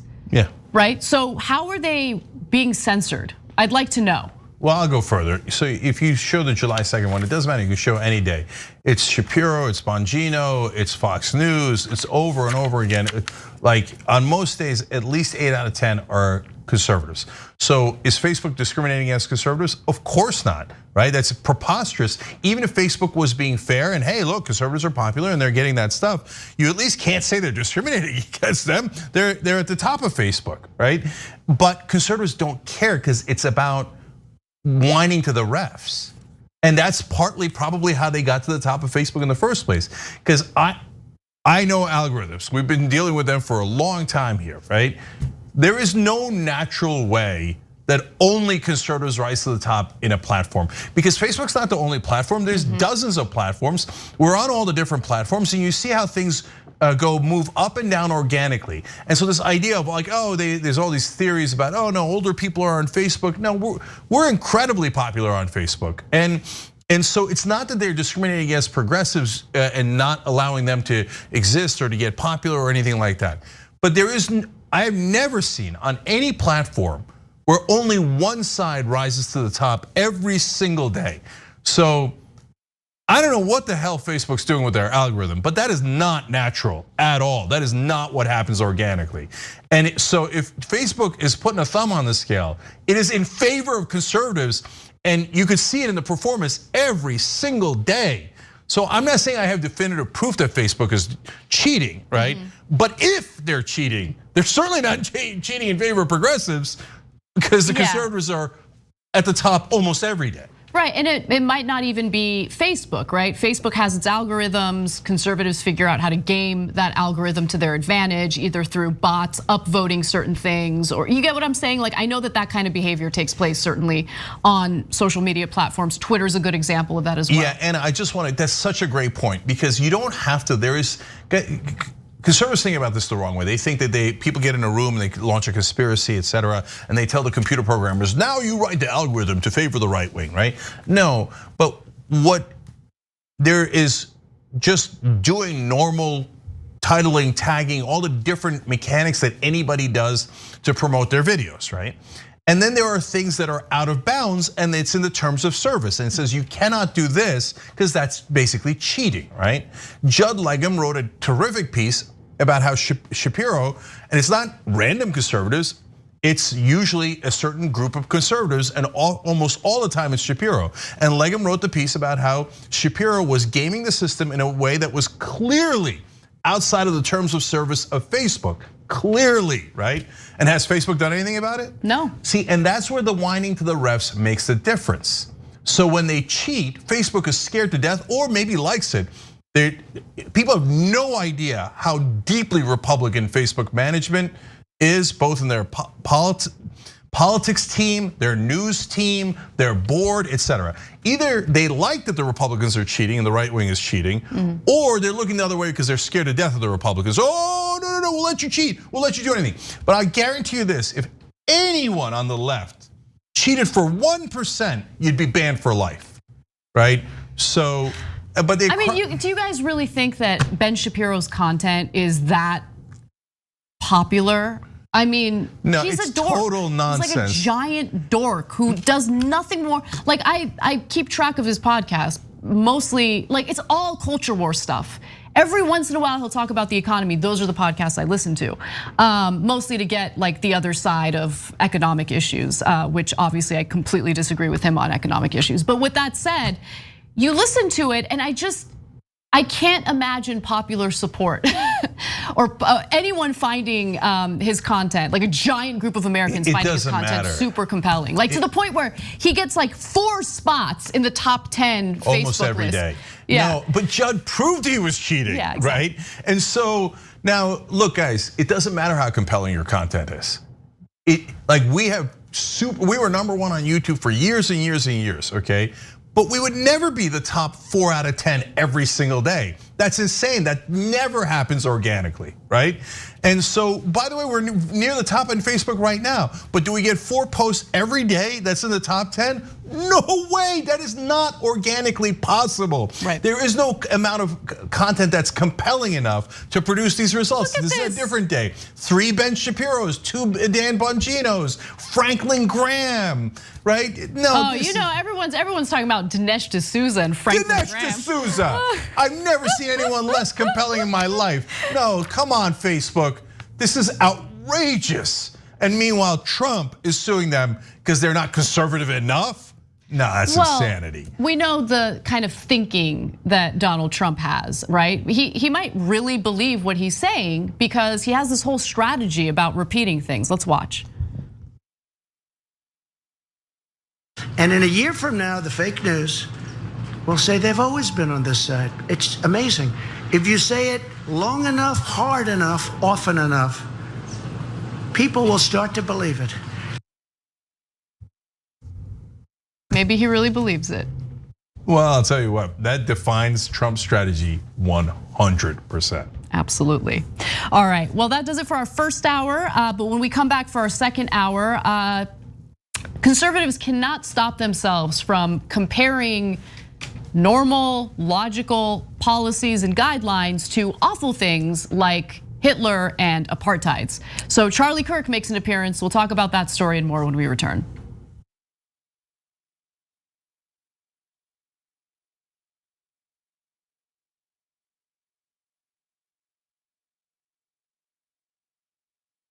I'm Nina Turner, and we are on the road to revolution, baby. And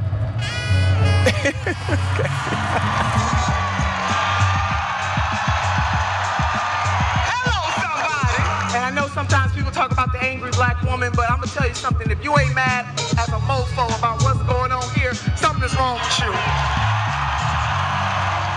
When people ask me all the time, what are the lessons from 2020, is that progressives have to get more organized and we gotta come together. We have to be as agile as neoliberals. The progressive movement has to understand that it's not just enough for us to have the right ideas. We are right on most of the ideas. We're not perfect, but we're 99% right because it is a humanitarian agenda, but we must get the power.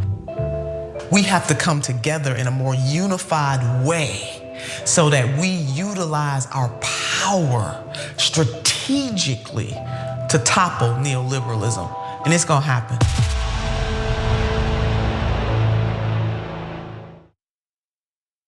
Hi, I'm John, and I'm new to TikTok, but about 3 years ago, I started my daily political news show, The Damage Report, because I noticed this trend where every morning I was waking up to this tsunami of news that was just generally dreadful and horrifying and shocking, and I thought that if I could spend my time helping people to navigate this, serving as a bit of a life raft, pointing out which news is important and why, there are worse ways to spend your day. We're not an average news show, and we don't want our TikTok presence to be average either, so feel free to let us know what you'd like us to do on the platform, and maybe give us a follow at The Damage Report. All right, Amazon Prime members, here's how you can subscribe for free on Twitch. Start by linking your Amazon Prime account to your Twitch account, and then click that little subscribe or resubscribe button below the stream on Twitch. Scroll down and select the subscribe free with Prime button, and then you're finished. Close out immediately and share your little subscription alert with the chat. Send a cute message along with it, and bathe in the sweet, twitchy, Bezos-funded love. Hashtag Bezos Bucks.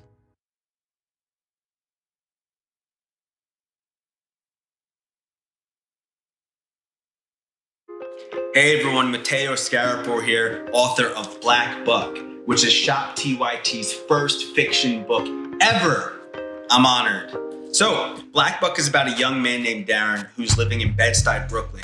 He lives with his mom, he has his girlfriend, he has his best friend, he has his neighborhood, and his neighborhood has him. Darren's also working at a Starbucks in Midtown Manhattan. And one day, this man, who's real suave and good looking, comes in and asks Darren to give him his regular. But for some reason, Darren says no. This man named Rhett Daniels, who's the CEO of a startup called Someone, located on the 36th floor of the same building, is impressed. And he invites Darren upstairs, and then he extends an offer to join his elite sales team. Darren reluctantly joins, and he soon realizes that he's not the only black salesperson there. He's the only black person in the entire company. So he goes through hell and back in order to make it to the top. And once there, he has status, money, power, but he says, you know what? I don't like being the token black guy.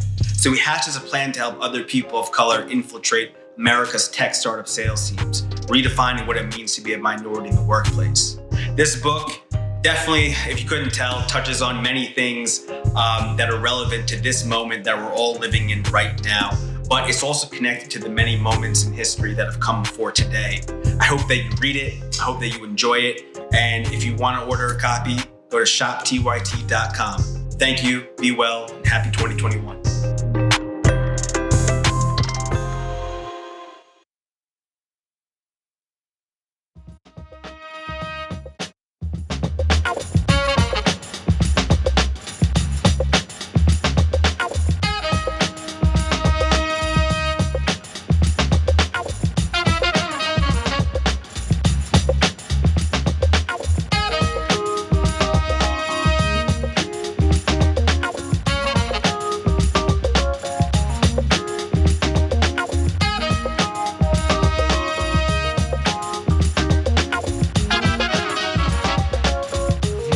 All right, back on TYT, Cenk and Anna with you guys. Jeffrey Ritchie made a really good point on YouTube Super Chat. He said, you know, Trump just quoted Goebbels. He pretty much did. That was what Goebbels used to call the big lie. You just repeat things enough times and people believe it, whether it's true or not. It's a great point by our audience. And another great point is by Matthew Weber, who wrote in, I was working last night. Happy belated birthday, Anna. Thank you. Okay, we appreciate that. And you're wonderful for using YouTube Super Chat as a way of saying happy birthday to Anna. That's much appreciated. Yeah. All right, Casper. All right, well, some colleges across the country are mandating vaccines before students come back to in-person schooling. And Charlie Kirk is not happy about that because unfortunately, simple things like masks and vaccines have turned into part of the culture war narrative for conservatives who have nothing else to offer the American people. So here's Tucker Carlson speaking to Charlie Kirk about this very issue.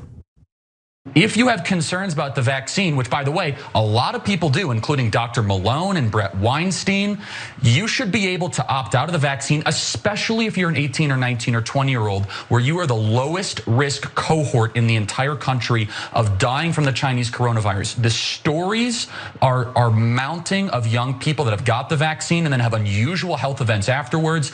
At Turning Point USA, we are going to give it everything we have to make sure that students are not going to have to live in a medical apartheid because they don't want to get the vaccine.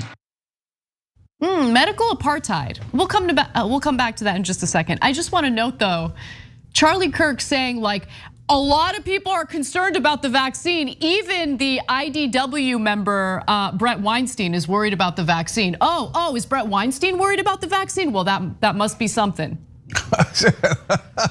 Okay, what does Dave Rubin think? It's like me saying, no, a lot of people are concerned about that. It's like Anna Kasparian is concerned about it. No, but that matters. Okay, well, that's true. Okay. No, the point is that of course we agree, right? Although we don't always. So anyways, look, other than his Zoolander haircut, let's focus on the issue here. And I actually think this one is slightly nuanced, okay? So the schools are saying, hey, we got to keep everybody safe. So we want everybody to get the vaccine. Well, that makes sense, right? And remember, there's a lot of money on the line for the schools too. So if a little bit of a, if it breaks out on their campus, they might have to shut down the dining hall, for example. Then they're gonna lose a ton of money that they make from the dining hall. So I'm just keeping it real on some of the economic issues here and stuff. Then I always think like, what if the shoe was on the other foot? And I hope you guys do that too in politics, so we can develop empathy for each other and be fair, right? So what if the Monsanto wanted me to take a pill and I didn't want to take the pill, but they were saying no, it's for public health. Okay, well here a lot of the schools have said you don't have to do the vaccine if you're taking the classes from home online. To which I say, of course you should have that option. What do I care if you took the vaccine or not if you're at home and you're not in class and you're not on campus, right? So they're providing a second option too. Now again, every school differs here, but we're talking about on average. And they're saying, no, but then if you don't take the vaccine, then come in and get tested every week to make sure that you're not sick. And that's super fair.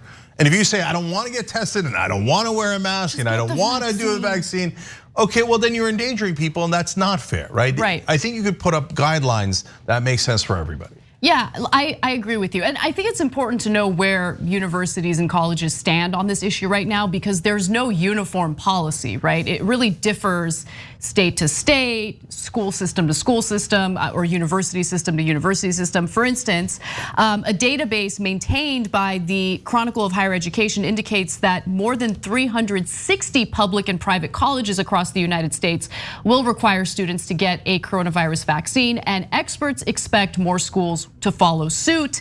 Now, in addition to individual colleges announcing vaccine mandates, some large university systems are also requiring these vaccines, such as the State University of New York system, others such as the 23 campus California State University system, Go Matadors, plan to adopt mandates pending full approval by the FDA of at least one coronavirus vaccine. So they're kind of holding, and then other colleges are, kind of like waiting to see what happens. Like, all right, well, what can we do? Because to be fair, I mean, if we want to have a nuanced conversation about this, which I think is worth having, Yeah, there are HIPAA regulations, right? I think privacy is a concern, but this is an issue of public safety and public health.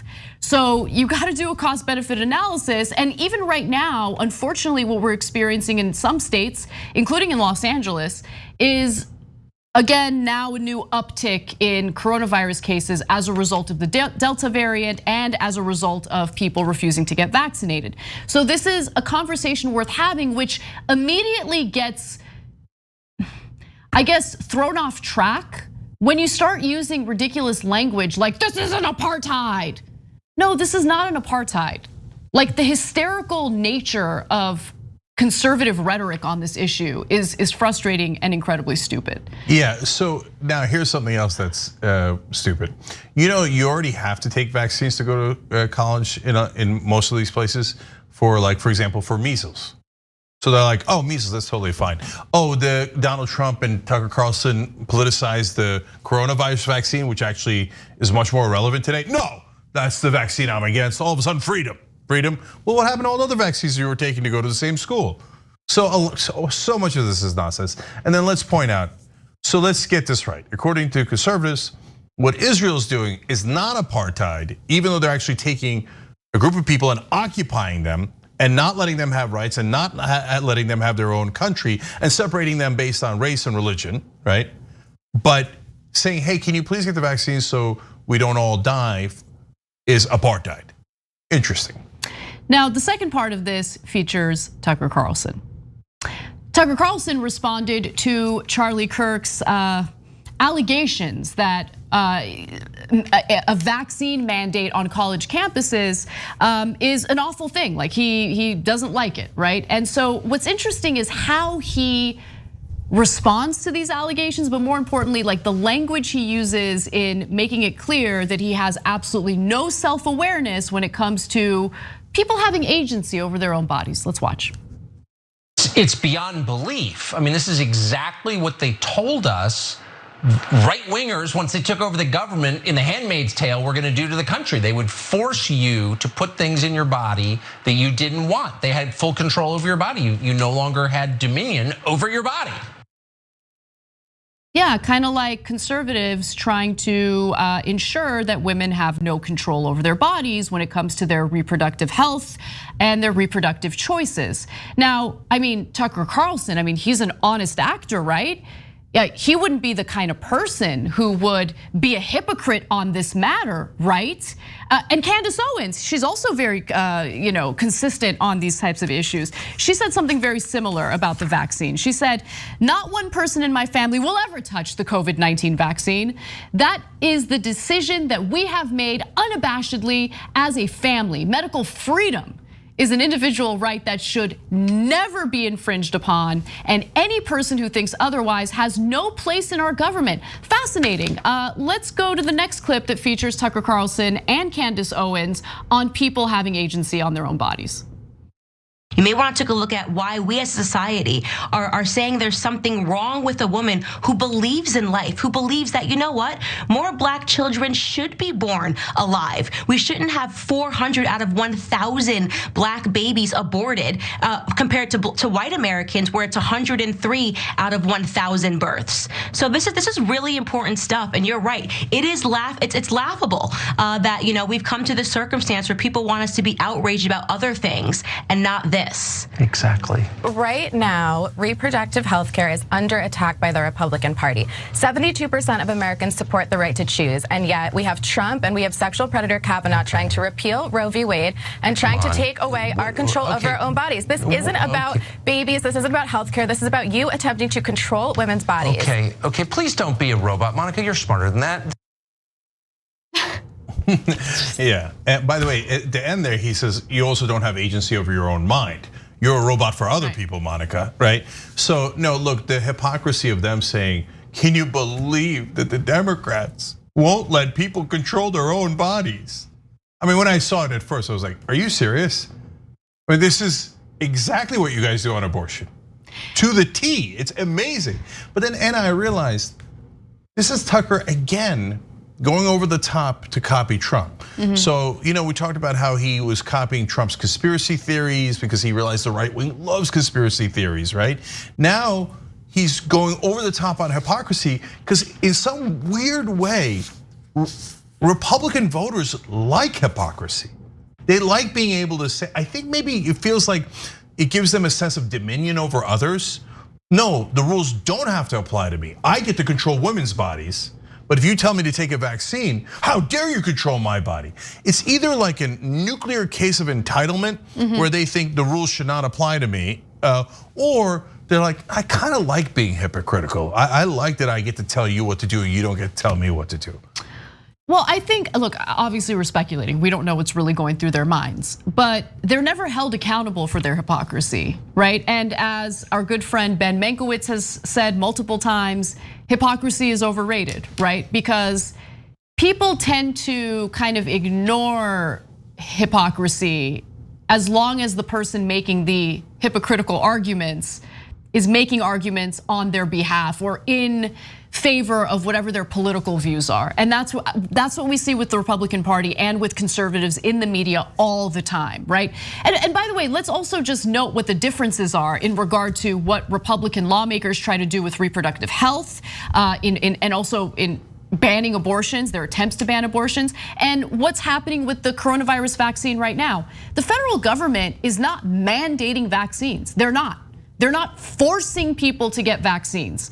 They are encouraging people to get vaccines for obvious reasons, but with what Republicans want to do, they literally want the federal government to be so big that they get to make decisions about what women do or don't do with their own bodies. Yeah. It's a huge difference there. By the way, if you notice in the beginning of the clip, we were not hypocritical like Tucker Carlson. I explained how, you know what, if you want to opt out, I told you, shoe on the other foot. Well, then let's set up a system where you get tested every week or you take classes from home. So we're providing options or choice, if you will. But conservatives, they don't care about hypocrisy. One last thing on Candace Owens. She's like, oh, me and my family are not gonna take it. First of all, I don't even believe her. They probably all took it already, right? But that's the way that they love to rile up they think their audience is unintelligent. They're probably right about that. And so they like to rile them up. Oh, don't take the vaccine. Oh, give it to me right away. Give it to me right away, right? But okay, so let's take them at face value. I don't really care. So I know we've been over this a couple of times, but at this point, there's even more data in. And now 99% of the hospitalizations are for the unvaccinated. So if you got the vaccine, that's why, guys, your call, freedom, baby, right? America. But if you get vaccinated, there's almost no chance you're going to the hospital or dying. If you're unvaccinated, well, the hospital's filled with you guys. So your call, Candace. And I found out today when I was trying to read that tweet, it turns out I'm blocked, as far as I know, by I'm blocked too. Yeah, by only 2 people on Twitter, Candace Owens and Howard Dean. Howard Dean still has you blocked? Yeah, because the establishment hates me, the right wing hates me, now some new people hate me. Okay, that's what happens when you do an honest program. All right, well, we gotta take a break. When we come back though, the right wing, very concerned about cancel culture. We have a cop canceling a comedian. What do they think about that? We got that story and more for you when we return. America!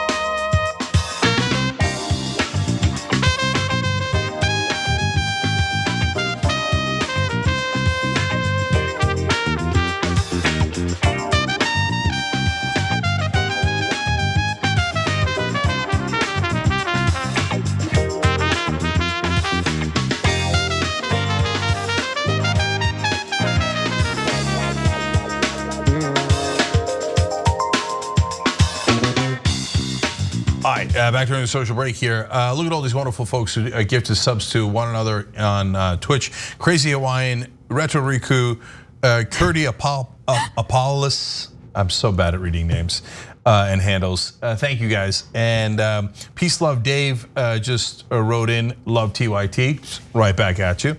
And Auntie Alley Cat said, 12 months on Twitch, 5 years supporting TYT, love you guys. Well, Auntie Alley Cat, much love to you as well. So you rock the world. Programming notes coming up next is Deep Dive with Jordan Uhl. We don't go, short dives, shallow dives. No, that's not for Jordan. He does deep dives. That's on twitch.tv/TYT tonight, 8:30 p.m. Eastern. So check that out. Oh, speaking of Twitch, tomorrow on the Power Panel, we are going to announce the winner of Twitch Pitch.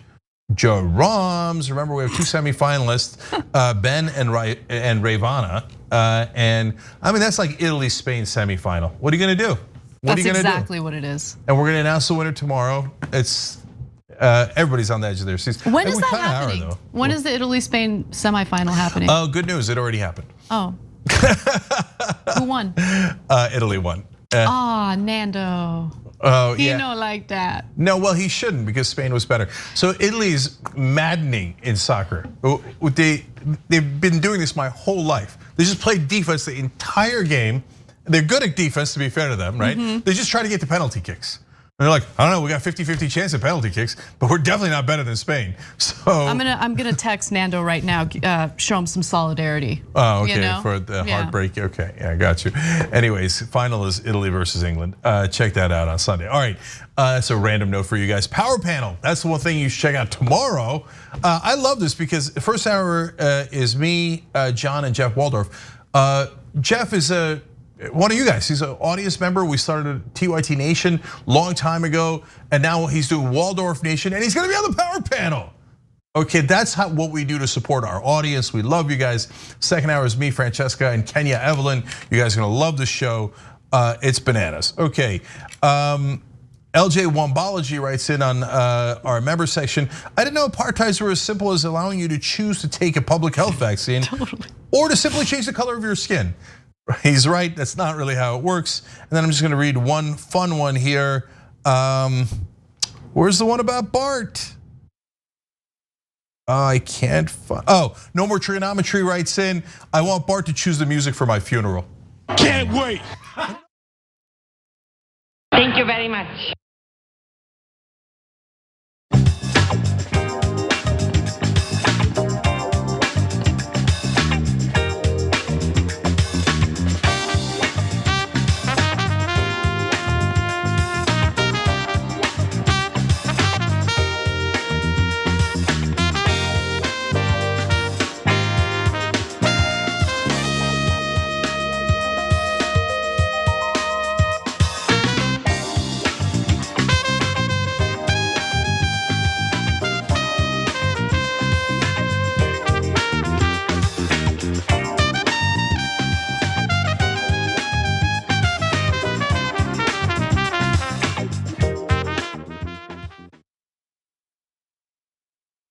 Fun during the break there.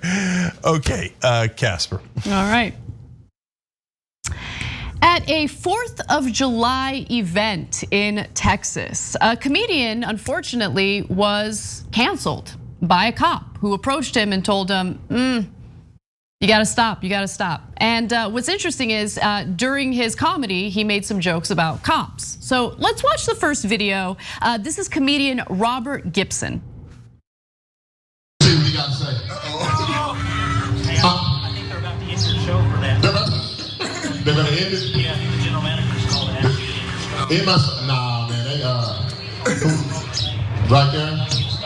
Disrespect you just showed us. Really? Yes, sir. Oh, bro, this is comedy. I'm a Texas gang. How you doing? Yes, sir. How you doing, Drew Spencer? My name is Robert Gibson. I was just making jokes. Am I talking in the camera right now? Okay, how y'all doing? Yes, this is comedy, sir. I'm not disrespecting. What I do as a comedian, what I see, I make fun of it. That's it. That's it. Just move forward. Just move for another joke. Is the show over? Show's over. Good night. This is the first. Weak ass mother. Weak ass mother. Police shut down my show. First time in comedy history. I'm gonna put this on my resume. And he should put that on the resume. He should also, I guess, take a little pride in the fact that he's pretty funny. And during that comedy show on the 4th of July weekend, he was clowning on the cops who were. Oh, what a coincidence. Hold on. The plot does thicken though. Okay. There are many unanswered questions with this story. Okay, well, let's answer it. You gotta let me present. Okay, let's do it. So on the lake, it looked as though there were police who were trying to ticket someone, give a citation to others, obviously. So let's take a look at that taking place while Gibson is making jokes about it. Jump off, swim from the police, get in your car and leave. I don't think they got wheels on the boat. They can't get you once you get on land. Swim! Swim, jump off. Look how big he is. He can't swim, man. That motherfucker big as hell. He can float, he can't swim. Look how they boat leaning to the side and all the fat ass police on one side of the boat. What did they get pulled over for? Was they fishing for people or something? What's going on? Police ain't giving out tickets on the 4th of July. Come on, man. That's the most un-American in history. Now the question is, did his show get canceled by the cops because their feelings were hurt? Well, as I mentioned, the plot does thicken because the owner of one of the businesses there, a bar, also approached him, and here's how that interaction went down. What's up? Okay. So the owner told me I can't talk about the police because they're gonna get mad. Because now I'm gonna use this. Go ahead. Don't talk about the police because they are out here protecting and serving and doing everything that they can. So I need you to move on to the next subject. Yeah, Crystal. Check him. Look at her. That's when you tell somebody got warrants. Don't say nothing about the police. I may not be on the water, but they on that. I was in the Marine police. Whoa! Y'all give it up, man. No, give it up for every. Do we have people who are in the military who serve this country? All right, he's funny, man. He's funny. By the way, man. Number one, he is funny. He said that's how you tell somebody's got a warrant, right? Yeah. That was super funny. And the boat was leaning over. Okay, let's keep it real, right? Yes. He was funny on all counts, and now he gets to say he's banned in Texas. Okay, and now we also know definitively it's because he hurt the police's feelings. No, it's not necessarily. Well, look, we don't know because the cop who approached him and told him like, I'm shutting you down, right? He was friendly, to be fair, but he cited the business owner for wanting him to stop, right? Yeah. And then she clearly wanted him to stop and had some pretty polite things to say about the cops. But for me, look, there are many unanswered questions to this story, so let's just put that out there, right? Mm-hmm. We don't genuinely know who really wanted him to stop. But I do know that this does kind of go along with what we've been saying about policing, which is, what's the point of police? To protect private property, to protect businesses, to protect capital. And in this case, I don't know. I mean, obviously I'm speculating here, but if it is in fact the bar owner, the business owner who wanted the comedy show to stop, think about it. If you're creating or having an unfriendly atmosphere for cops in front of your business, maybe the cops aren't gonna come around and protect you when you need them, right? And that's exactly what I was gonna say, Anna. So, and look, let me explain what this is not, and then I'll tell you what I think it is, which is along the lines of what Anna said. First of all, number one, it is definitely not racial, right? The business owner is black. She's the one who made the decision in the first place, so it doesn't have anything to do with race, okay? Number two, it's not like the cop came out of nowhere on his own. Anna's definitely right about that. It was like, oh, you made fun of the cops out there, and then my poor brother out there is kind of leaning the boat in one direction because of his weight issues, right? So I'm gonna go out there and bust your head. No, the cop was polite, and he seems to be going on based on what the business owner said. But why does the business owner have that thought in her head? Right? Because she's worried. She's worried about possibly two different things, right? And it might be both. One is, look, I got to protect my business, and the people who protect my property are the cops, right? And number two is, if I offend the cops, am I gonna have issues later when this gentleman is done being funny, but then I got a serious business to run, and if these cops around here don't like that I paid for this guy to do this bit, I might have troubles. right? And so that's general intimidation. But do we know which one of those two it is or what combination? We don't. Let's keep it real. I think they call that speculation, as Bush would say. But the bottom line is that brother just got canceled. Okay, he did. So literally canceled by the police. Okay, and of course, I'm sure they're terribly against cancel culture. But there it was. That's literally getting canceled in the middle of your set. Yeah. And that is cancel culture 101. Yes, some portions of the left wing does it, but the right wing does it too. And in this case, I have no idea if the business owner of that particular cop is Republican or not, right? But was it a cancellation? Definitely. That's quite literally what it was. And it was because he made a joke about the police. No matter who made the decision, it was definitely because of the joke about the police. There's really no other reason. I mean, they're having a good time. It's not like anyone's breaking any laws, so come on. Yeah, and if you notice, he said there that he was a Marine. It's true, he's a veteran, and he served in the military, and he's doing a show on the 4th of July, but it doesn't matter. If you make fun of the police in America, you're gonna get canceled. And I remember Maz Jobrani, it comes on here all the time, a wonderful comedian. He's of Persian descent and sometimes does comedy in the Middle East too, right?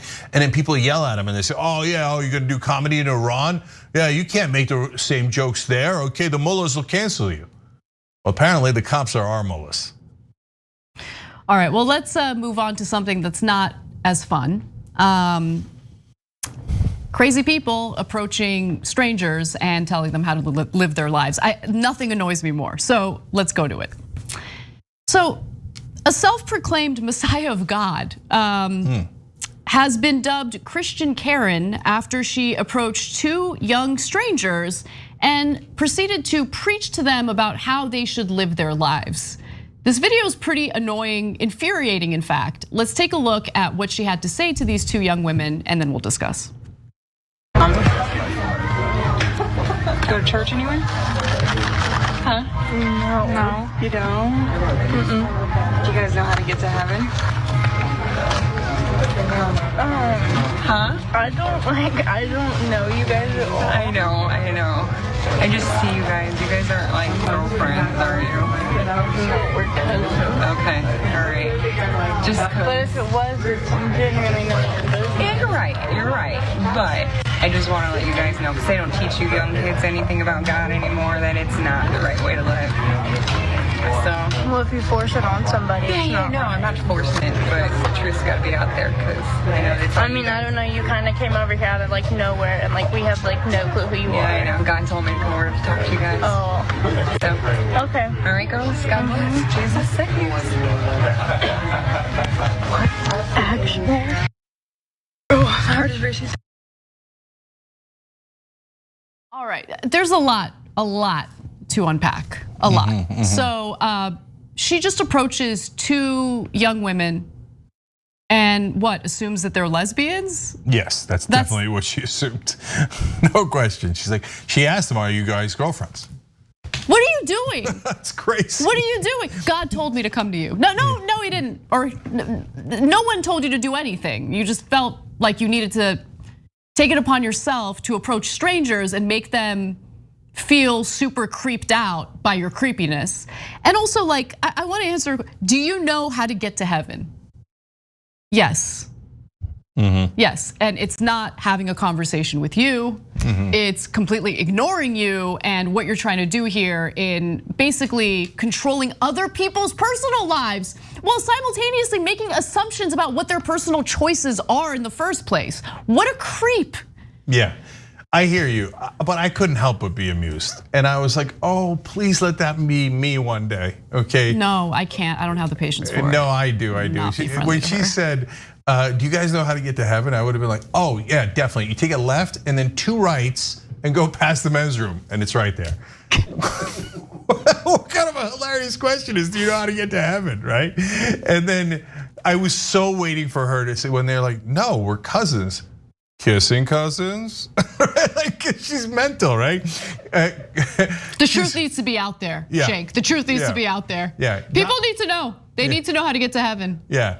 She's like, yeah, God told me to come over here. Okay, first of all, I'm relieved because usually when God talks to people, he tells them to kill someone, right? So like, dodge the bullet over there, man. You're just worried about the directions we need, whether we got heaven GPS. Don't worry, we're on it, okay? So, but look, it's a voice in your head. God is not talking to you, and of course she believes that. But on the other hand, look, another reason why I don't mind is I get tempted to do it, but in the reverse direction. Now, so everybody, hey, Mendoza, Ferrer, and everybody else, start taking notes here. Okay, this will be twisted out of context later. Going to say, go ahead. So I'm at an airport already. We're having fun. Okay, and I saw this young girl. I don't know, about 13, 14. I don't know how old she was, but she's reading one of the texts, and I couldn't tell which fundamentalist religion she was in. But she had a head covering and stuff. Leave her alone. No, of course I didn't say anything. She's a young girl, and I'm not going to go and talk to a 13-year-old girl and tell her that she's wrong. No, but even if she was a grown woman or a man, who cares? No, I know. That's why I didn't do it, and of course I'm not going to do it. But if it was a grown person, and I'll tell you what I thought. I'm like, you're ruining her life. Because she was reading the text going like, right? In the middle of an airport, right? That's what she was doing? Yeah, no, but she was, right? That's what they do, like they're fundamentalists. I don't know of which religion, and I don't care. None of it is true. You're doing this about Lord of the Rings, Mordor, right? Like, no, don't ruin your life, go live a life. So I am tempted to say that, right? Now, I happen to be right. But that lady, of course, thinks she's right because God's talking to her. But she wasn't, like, to be fair to her, she wasn't violent. She just stayed there for a minute. Like, she was driven to by the voices in her head, and she's got whatever issues she has. But at the end of the day, like, it's obviously the homophobia is the major problem there. But the homophobia, but no, it's just the judgment, right? It's using whatever religious text as cover for being a judgmental person, okay? Holding back a little bit here. The reason why I wouldn't even feel tempted to approach the religious person at the airport reading the religious text or this couple is because I don't care what they do with their personal lives, like not even a little bit, right? As long as they're not harming others, I don't care. Yes, I get what you're saying. Some people grew up in an environment where unfortunately they were basically born into the religion, brainwashed into the religion, whatever it is. But that's their journey, and they get to decide how they navigate through that journey. I just can't, first of all, I don't want strangers approaching me and talking to me about my life choices. I don't know you, and you don't matter. So how about you buzz off, right? Like, I can't stand it. Like, it's the judgmental nature of what that woman did. Like the assumptions and the judgmental nature and using religion as cover to be a judgmental person. Oh yeah, because she didn't approach randos and ask them if they know how to get to heaven, right? She approached them because she thought they were lesbians. That's the judgmental part. That's the part I can't stand. On the other hand, like I said, look, I'm being honest. Like, in a sense, like the reason why I mentioned the teenage girl is because I'm worried that her parents are telling her total, utter nonsense. And she's, God knows how many years she's gonna go, how many decades, or maybe her whole life, believing things that aren't remotely true and doing things. So I'm trying to help her, but I still don't do it because of course that's up to the parents. But you do see that you're the other side of the coin, right? Yeah, but I'm right, and it makes a big difference. And that religious woman thought she was right. No, I totally get it. Do you get what I'm saying? That's why I'm not judging her as harshly as you are. So don't use your atheism or you're atheist or agnostic, whatever. Yeah. Don't use your views or your beliefs as cover for being a judgmental prick. You get what I'm saying? No, but I'm not. So if I go to the parent, right? If I don't go to a grown up and I say it, it's basically too late. And so it is what it is. At the age of 38 or 58, they're less likely to turn around, right? And I just feel bad, like, oh, you already wasted your life because you're not living. You're not like even if you're religious, okay, if you're a person of actual faith, okay, get a load of this crazy idea. What if God gave you life so that you may live it? He gave you this giant, enormous gift called life. Go out there and live it instead of going in a corner and shaking and reading a text for your whole life and being obsessed about it and not actually going out and living the world. But the grown-ups are beyond redemption, and that's why my heart breaks for the young kids who are being brainwashed into that dogma, which is totally and utterly irrational. But I didn't do it, and that's a big, big difference, obviously, right? Yeah. But if someone did it to me in that kind of a friendly, not aggressive, not violent, not physical way, I wouldn't mind it. Just wants to make sure you know how to get to heaven, that's all. Yeah. And look, I'm amused by all that stuff. And when people judge me back, in situations like that, I also don't mind. So I'm not hypocritical. I remember talking to a conservative on a plane, and we're getting along, and we're talking about like football and barbecue, and everything is good. And then he finds out, that I'm a Democrat, and he's like, "Oh, that's a shame." And then we talked about religion, and he found out that I used to be Muslim, and he's like, "Oh, okay." And oh no, he found out I was an atheist, and he's like, "Oh, that's a real shame." I said, "But I used to be Muslim." He's like, "Oh, at least that's better." Meaning at least you became an atheist and didn't stay a Muslim. And so the reason I tell you that story, I wasn't like, "Oh, I'm gonna punch you because you're anti-atheist or anti-Muslim." I'm like, I just laughed. Like, what am I gonna do with this guy, right? Yeah. So just whatever you do not get confrontational, okay? So that's why I'm saying that could have been worse. Yes, it was homophobic and judgmental, and that's the worst part of it, right? But other than that, at least she said it and then she left. And then she left, yeah. Yeah. And maybe don't make assumptions about people based on how they look. Just a thought. Anyway, all right, we got to take a break. When we come back, though, Marjorie Taylor Greene believes that one of the insurrectionists getting killed during the insurrection is the same as George Floyd getting murdered by a cop. So we'll break that down. We'll unpack that story and more when we come back.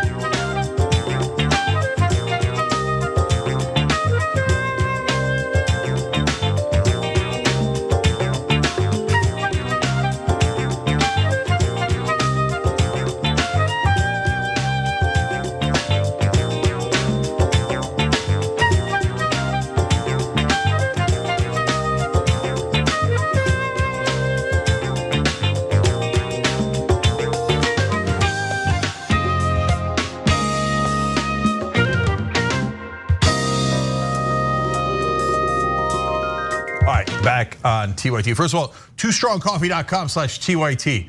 Every good progressive drinks it. If you don't, I'm judging you. No, I'm kidding. But it is delicious, and it does give the progressive causes, and it is organic and fair trade. So twostrongcoffee.com/TYT. Make sure you put the /TYT so TYT gets the credit for it. Okay, let's go to our members. Greg writes in, pretty sure the same right wingers fought pretty hard to be able to not bake cakes for gay people, and the clerk who refused to give marriage license to gay people got turned into a conservative hero.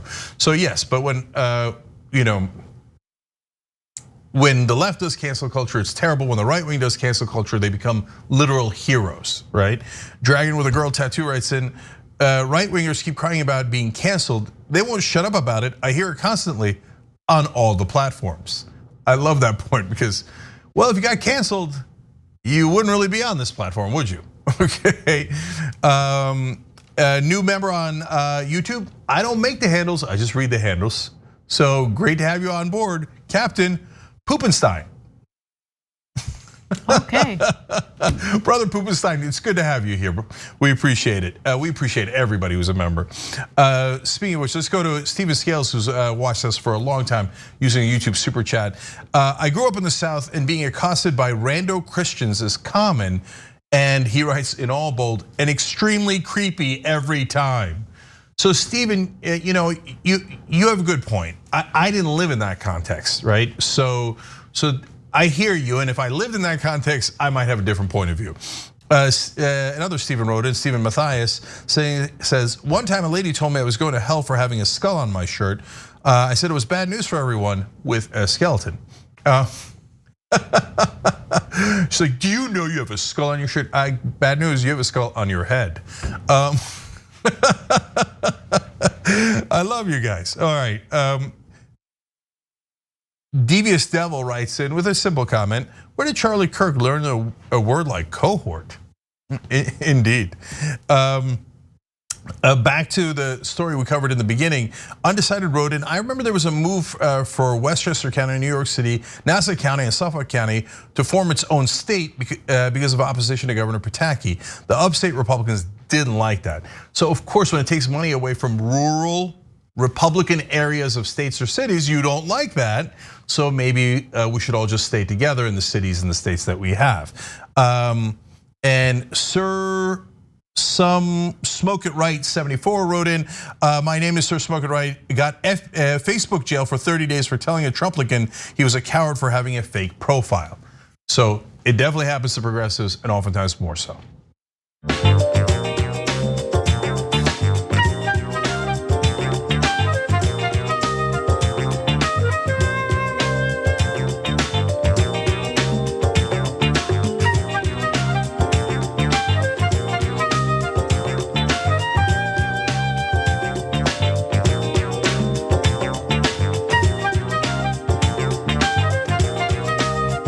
All right, back on TYT, Cenk and Casper, go. Well, Marjorie Taylor Greene is comparing the death of Ashley Babbitt, one of the Capitol Hill insurrectionists, to the murder of George Floyd. Maybe she makes a good point, who knows? Let's hear her argument. Babbitt, somehow you two, I think, would have been friends. I'm sure we would have. She seems like she was a very passionate patriot and a very proud Trump supporter, which I really appreciate that. And she was also a veteran. So I'm thankful for her service to the country. I've already been speaking about Ashley Babbitt. I've also met with her attorneys as well. And I think it's very important for her family to know who killed her, because if this country can demand justice for someone like George Floyd, then we can certainly demand justice for Ashley Babbitt, and everyone deserves to know who killed her, not just seeing a gun and a hand on a video clip. And look, I think it's fair to ask who killed her, right? Mm-hmm. I'm sure her family deserves to know, people deserve to know. So let me just note that. And Ashley Babbitt, like, I wish that she didn't die. You know, I wish that she wasn't brainwashed by the garbage online. I wish she wasn't radicalized in the wrong direction. I wish she didn't storm the Capitol with the rest of the insurrectionists that day. I hate that she lost her life as a result of what happened that day. But comparing that to what happened to George Floyd, I would argue is a bit of a stretch, even though both cases are incredibly tragic. Because, well, let's go back to what happened to George Floyd, all right? So on May 25th, Minneapolis police officers arrested George Floyd, a 46-year-old black man, after a convenience store employee called 911 and told the police that Floyd had bought cigarettes with a counterfeit $20 bill. 17 minutes after the first squad car arrived at the scene, Floyd was unconscious and pinned beneath 3 police officers showing no signs of life. And as you all know, by watching that awful footage, Derek Chauvin knelt on George Floyd's neck for 9 minutes and 29 seconds, prosecutors said, correcting the initial 8 minutes and 46-second timing that has become a symbol of police brutality, which is why Derek Chauvin, by the way, was found guilty of second-degree murder. Now, in the case of Ashley Babbitt, the situation is different. And why do I say it's different? Well, George Floyd wasn't engaging in a violent crime. He wasn't posing an imminent threat to anyone. He allegedly used a counterfeit bill to buy cigarettes. That's not a violent crime. We saw what happened in the nation's capital that day. In fact, let me remind you of what they were also chanting as they were storming the Capitol. Let's watch.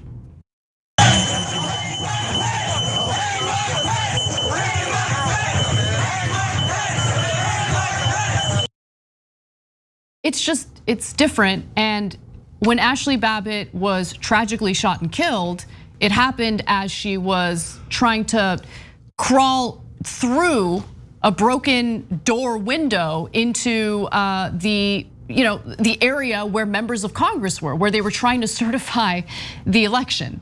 Yeah.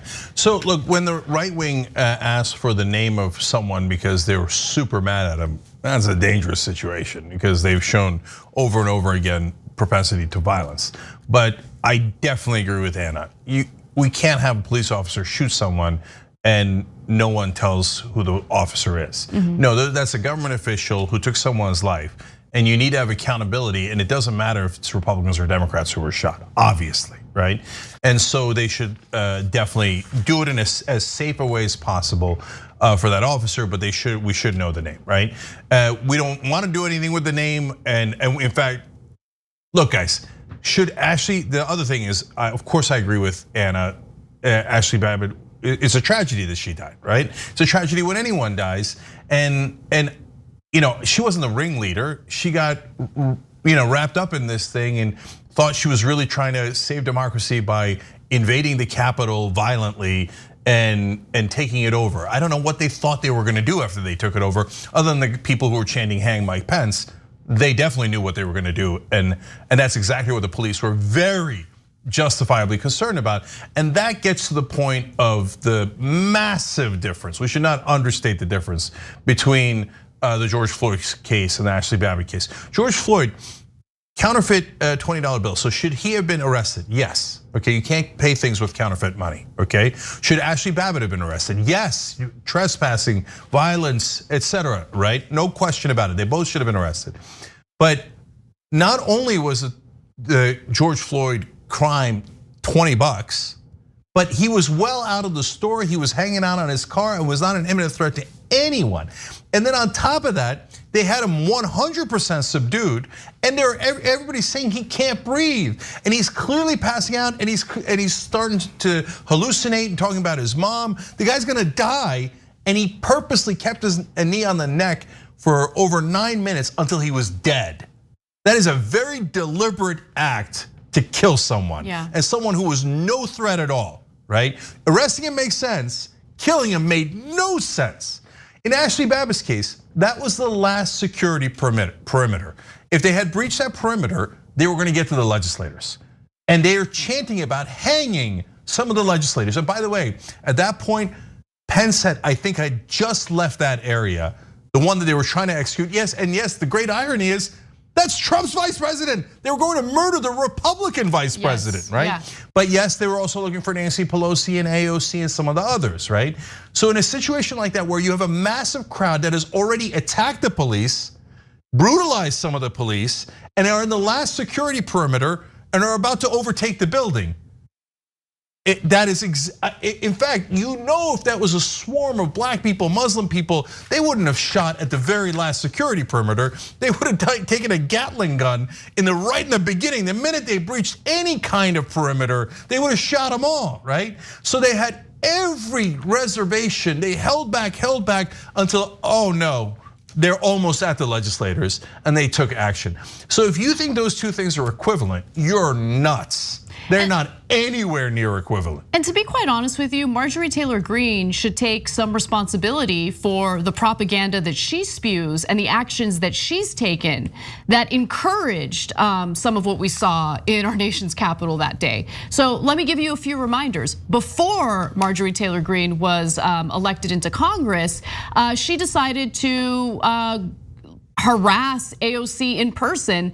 This was a video that was released fairly recently. It's from 2019, again, before she was elected, and she goes to the Capitol to attempt to harass and spy on AOC. You want to talk to Crazy Ocasio? You come to this little thing and you open it up and you whisper into her. Confession session. This is confession. This is Ocasio confession right there. Alexandria Ocasio-Cortez, I'm an American citizen. I pay your salary through the taxes that you collect from me through the IRS because I'm a tax-paying citizen of the United States. I'm a woman, I'm a female business owner, and I'm proud to be an American woman. And I do not support your socialist policies, and I do not support your murderous abortion policies. As a mother of 3 children, I'm appalled at New York's law for abortion, and it needs to end and it needs to stop now. You're bringing God's judgment on our country, and I'm against it, as well as my friends. So you need to stop being a baby and stop locking your door and come out and face the American citizens that you serve. If you want to be a big girl, you need to get rid of your diaper and come out and be able to talk to the American citizens. And remember, Cori Bush had to change her office to a different location because Marjorie Taylor Greene was harassing her. Cori Bush moves office after being berated and targeted by Marjorie Taylor Greene. And then one final example for you guys. When she went after David Hogg on the streets after he had just witnessed his friends get gunned down in his own school. Let's watch. David, why are you supporting the red flag laws? If Scott Peterson, the resource officer at Parkland, had done his job, then Nicholas Cruz wouldn't have killed anybody in your high school, or at least protected them. Why are you supporting red flag gun laws that attack our Second Amendment rights? And why are you using kids to get as a barrier? Do you not know how to defend your stance? So I'm walking. He's got nothing to say. I mean, anyway, look, having these political discussions or debates is fine. It's the way in which she does it, and it just greenlights harassing behavior in the very least. So the people who stormed the Capitol that day really thought they were in the right. They thought that they were protecting democracy. They had been spoon-fed over and over again this notion that the election was stolen from Donald Trump and they needed to take democracy back. And Marjorie Taylor Greene was part of that narrative. Yeah, serious point on a lot of points. Serious point is that, look, would she have been friends with the person who breached the security perimeter at the Capitol after breaking in and participating in a riot? Well, you saw it with AOC. She said, you're doing a murderous policy and you're inviting God's judgment. Why is your door locked, right? These are, I mean, she might have said it in with a weird Joker-like cackle, but those are very threatening things. And so, and then why are you trying to take my Second Amendment rights away? What are you talking? The guy had his friends murdered with a gun. That might have something to do with it. So she's a human life troll. But we're gonna keep it a little bit lighter in the bonus episode. Every day we do a bonus episode for the members. You can hit the join button below on YouTube or tyt.com/join, because we're gonna talk about how Marjorie Taylor Greene is in a pillow fight with Mike Lindell. They disagree about Trump being reinstated. That's a hilarious story. So check that out if you're a member in our bonus episode today. All right, one final story for you all on male fertility, there we go. All right, male fertility has become a big topic of discussion as the sperm count for males has actually gone down based on new research.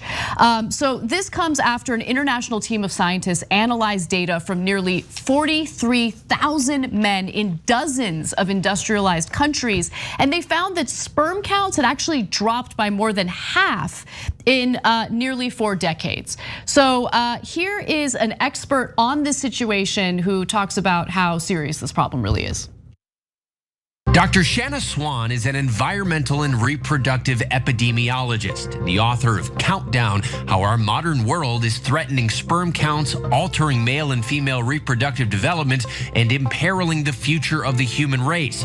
Her team collected and analyzed nearly 200 studies of more than 40,000 men, and they found in Western countries from 1973 to 2011, the average sperm count decreased from 99 million per milliliter to 47 million, a drop of more than 50%, and a pace that, if it were to continue, could have an enormous impact. Is that as alarming as it would seem to be?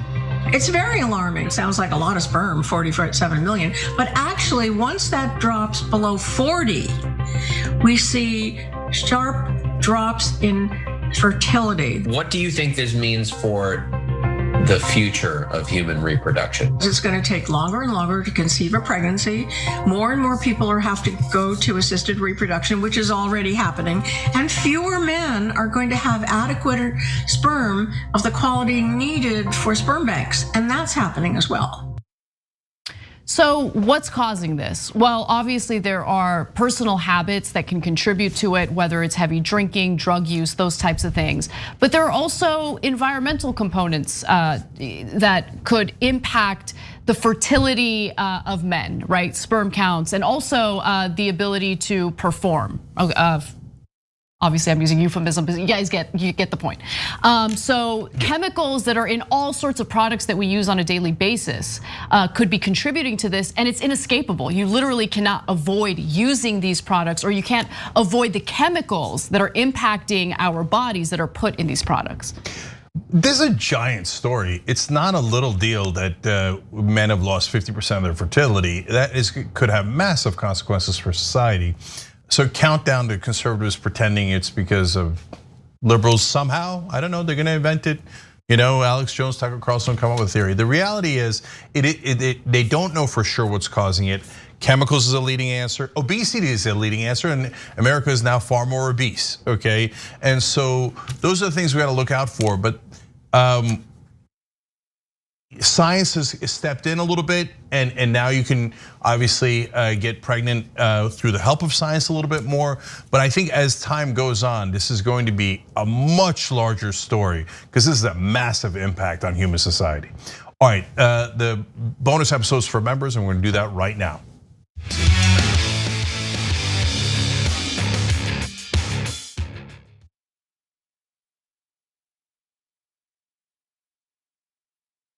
I'm back to gaslighting. Did you and I talk about gaslighting on Old School? Probably. That boss gaslit all his female employees. People who manipulate others like that make you feel like you're the weirdo. Why won't you punch yourself in the face?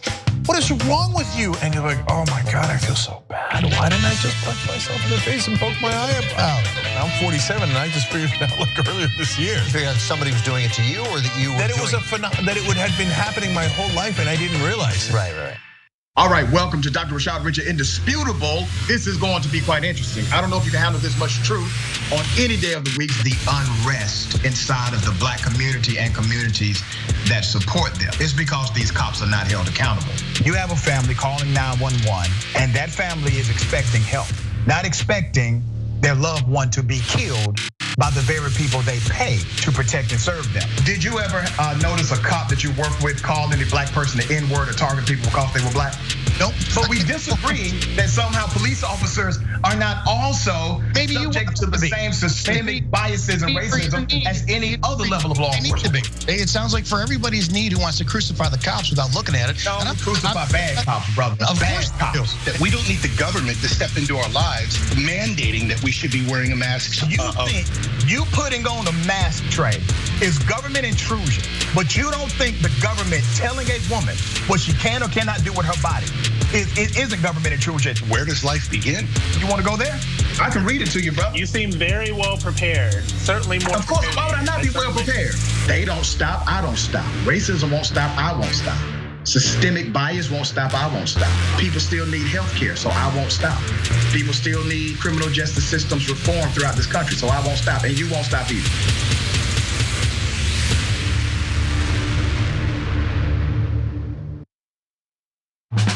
I've been a fan of TYT, I believe, for the last 6 years. 5 years. 3 years now. 7 years. 4 years now. 2.5 years. I just started because she got me into it. My boyfriend actually watches it every morning and every night, so I kind of just started watching it with him, and I love it. I mean, it's the only way that I find my news. Looking through YouTube, looking for like, political shows that look cool. I came across a very angry rant from Cenk, and that's when I knew. So I was immediately in love with the show. And then I haven't missed a live show since then. 10 times a day, I watched the show in the morning. Whenever I had a bad day in high school, Young Turks. Man, Cenk is just so blunt and honest, and I love the honesty, and there's no BS behind the news, and they just tell everything like it is. There's nobody censoring them. There's nobody there to say, you can't do this, you can't say that. That feel of authenticity makes it seem like what they're saying is true. I feel like I get the real story from the Young Turks. I am TYT. I am TYT. I am TYT. I am TYT. I am TYT. I am TYT.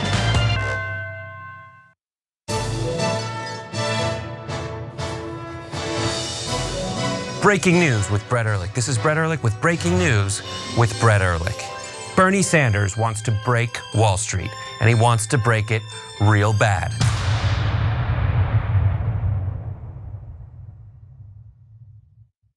Our system is inherently rigged against the will of the people. They have 50% of the vote, and in a democracy, they should have 50% of the seats. But if you live in an insanely gerrymandered district, your vote functionally doesn't matter. We drew the map in a way that even though we get 50% of the vote, we're gonna get 13 out of the 18 seats. You don't actually have the ability to translate the will of the voters in your area into actual government policy. They should not be allowed to gerrymander these districts. We should actually have a democracy.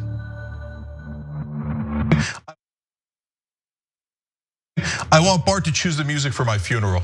Can't wait.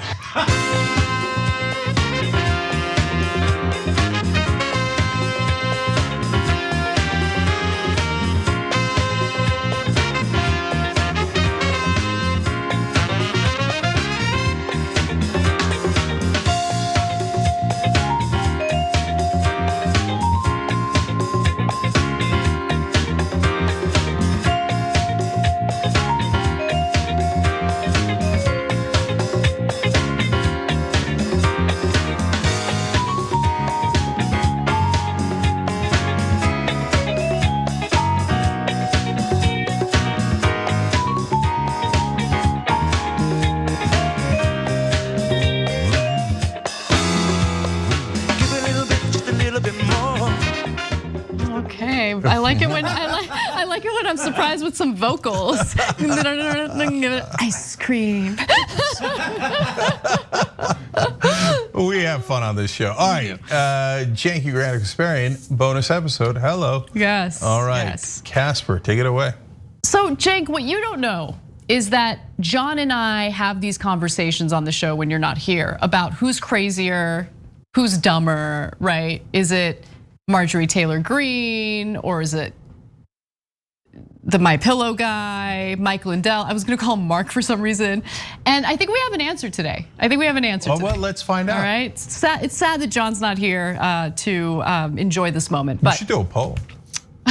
well, I mean, after the story, you don't really need a poll. Okay. Yeah, interesting. So, while Mike Lindell is under the impression that Donald Trump will be reinstated as president, Marjorie Taylor Greene, shockingly, is the voice of reason pushing back against that narrative. Let's watch. I want people to be careful in what they believe. It's going to be very difficult to overturn the 2020 election. And so I hate for anyone to get their hopes up thinking that President Trump is going to be back in the White House in August, because that's not true. And I'm telling you, as a member of Congress, that's a very difficult thing to make happen. Now, that's an important point to make. I can't believe it's coming from Marjorie Taylor Greene. And just to give you a little refresher in regard to what Mike Lindell said recently, he actually put a specific date on the reinstatement of Donald Trump. Let's watch. By the time the morning of August 13th, it'll be the talk of the world going, hurry up, let's get this election pulled down, let's right the right.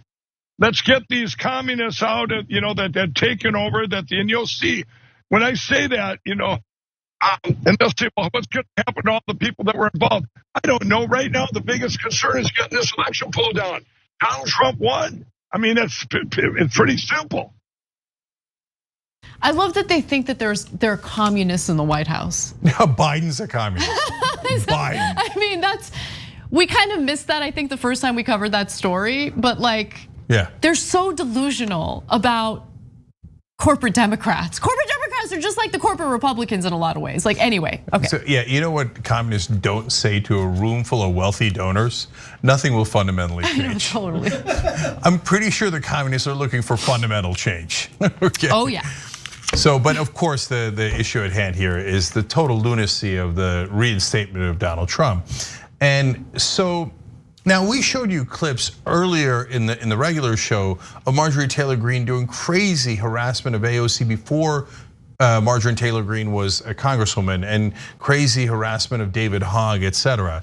So, and of course, she of the Jewish space laser fame, right? And so it's not like she's a bastion of sanity, but once you get into Congress, I guess some staff members pull you aside and tell you some of the laws that apply in this country. Apparently not all of them, but some of them, right? And she probably asked, she's like, oh, okay, what's the process we go through for reinstating a president? And they're like, Congresswoman Margarine, we got bad news for you. There is no such process. It's not in the Constitution. It's not in any of the laws. There is no reinstatement. So apparently she's now heard that enough that she comes out and goes, turns out it's not a thing. According to Trump, if you just repeat things stronger and harder, then it'll become the truth. You'll believe it finally. That's what he said in a press conference today. We shared that earlier in the regular show too. So now, but if you notice, she didn't say that's not a thing. She actually said it turns out it's really hard. Yeah, it's really hard because it doesn't exist. Okay, there is no such thing. It doesn't exist in a context where your preferred candidate lost in a democratic process. That's why it doesn't happen. Say in Congress, it's really hard to do things that are not in any law book. But look, I just can't get past how insane not just Mike Lindell is, but the millions of people who believe the same thing. Like, they've never picked up a book. They never went to high school. They never They haven't Googled been exposed to anything other than right-wing media. Yeah. That's what it is. Yeah, and they're not, you're right, and I say crazy. Mike, I actually think Lindell has very significant mental health issues, right? And because he's in court, they're saying, hey, none of what you've said is true, and you're going to owe us a ton of money for all of your lies and slander and defamation and all these different things. And he's like, that's why I think he's getting reinstated August 13th, right? We're gonna take out the communists, right? So he has some significant mental health issues. But I think most of the people who follow him, I hope, are not in that camp. They're in the camp of just watching right-wing media filled to the rim with lies, and they genuinely think there's a law in America or in the Constitution that says, if your feelings are hurt, we can reinstate the president.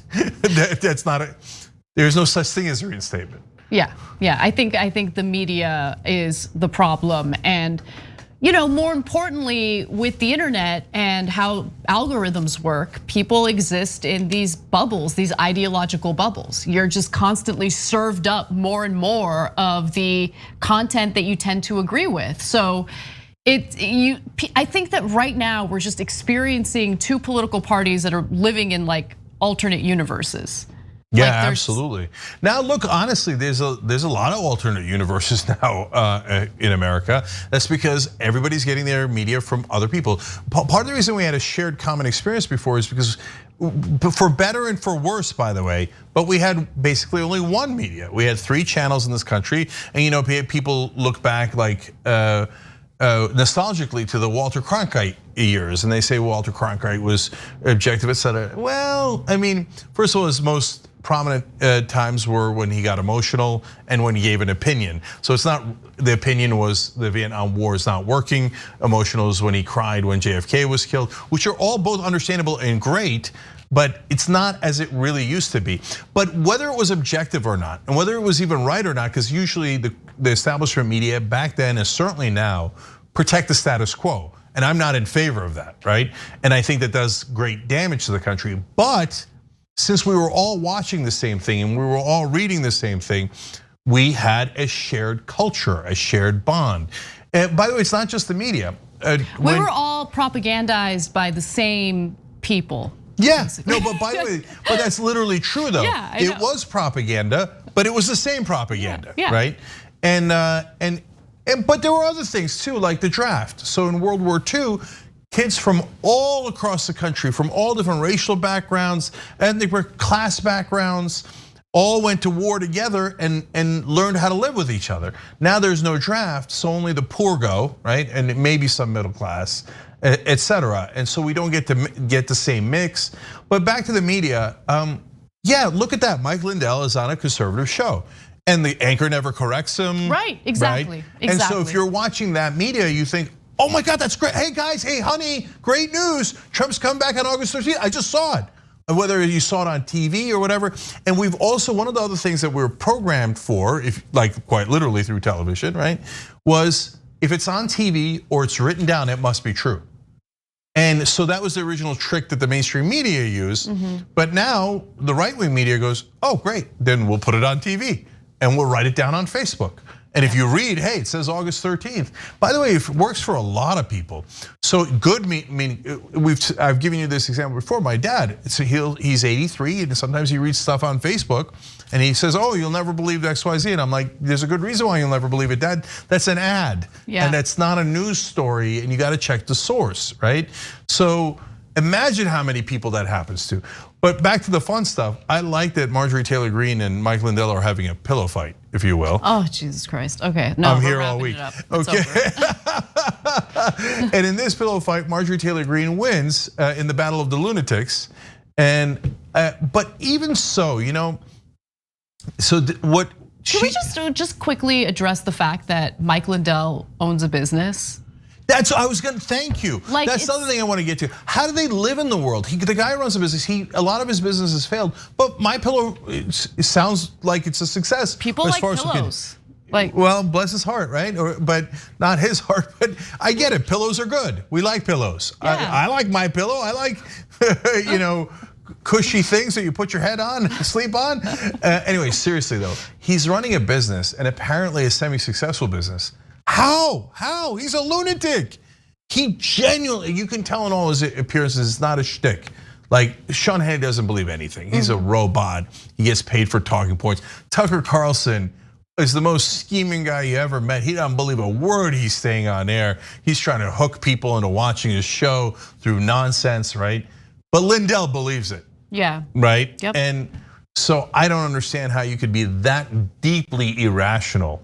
I mean, how many times have his lawyers told him, Mike, there is no such thing as reinstatement, and Trump didn't win the election, and you're gonna lose all your money because you defame people and you say these terrible things that aren't true. And he's like, nope, I got it. Let's do it. How does he look at budget? I don't get it. Well, I mean, pretty soon he's gonna be holding that pillow in a fetal position. like you're rocking my I lost everything. My pillow. All right. I don't wish ill upon anyone. I don't want him to suffer like that. But I mean, come on, Mike, get it together. Anyway, let's move on to other things. I'm done with these people. Okay. All right. I just want to talk about B-roll, okay? Because our team doesn't get enough credit for the B-roll they order for the stories that we do. And today, during one of the stories we were covering about wealthy people skirting their taxes and conservative groups coming in to ensure that the IRS is underfunded, this gem showed up, right? The gem of this guy who appears to be on a private jet. Look at his face. Look at his face. So Cenk was talking as this B-roll came up, and Edwin and I both look at each other and we're like holding back our laughter because it's just so perfect for the conversation we're having. Like, look at this guy's face. Look at his finger. I love it. I love the kerchief. Yeah, I know. And I like the sweater and the dress shirt with no tie but buttoned. And there you go, fix it. No, he's looking pretty fly. I'm into it. It's just, imagine the conversation that took place before they taped this B-roll, right? Yeah. Okay, listen, stock B-roll actor, we're gonna need you to look like a massive douchebag. So make a douchebag face and then raise your finger as a douchebag would. He's like, I got this, dog. Look at his face. It's pretty good. By the way, he nailed it. He should get another role. That was pretty good. And I love the cutie, wealthy, elderly woman in the back. Oh, totally. Very pleasant pink jacket. Yeah. That jet looks amazing. So I just want to chime in. This is Brett. The file name for that, Anna was just like describing the B-roll and said it's like some private jet douchebag. No, that is the name of the file. The file today is 06_ private jet douchebag footage.mp4. Perfect. So by the way, we're talking about, like you guys know, but what B-roll is when you roll video on top or next to us that has no audio. So it's helped to highlight the story. Yes. And so you'll hear us call it B-roll from time to time on the show, and that's what this is. If it has audio, it's not B-roll, you're just rolling tape. No, I love it. I love it. This is my new favorite. But there are other wonderful examples that I wanted to provide, okay, to give the team credit. And when I say team, I'm talking about Brett, Aishwarya, JR. Usually when it comes to ordering B-roll, it's Brett and Aishwarya. But if they're out, obviously we need fill-ins to do that work. But go ahead, put up any other random B-roll that I had mentioned.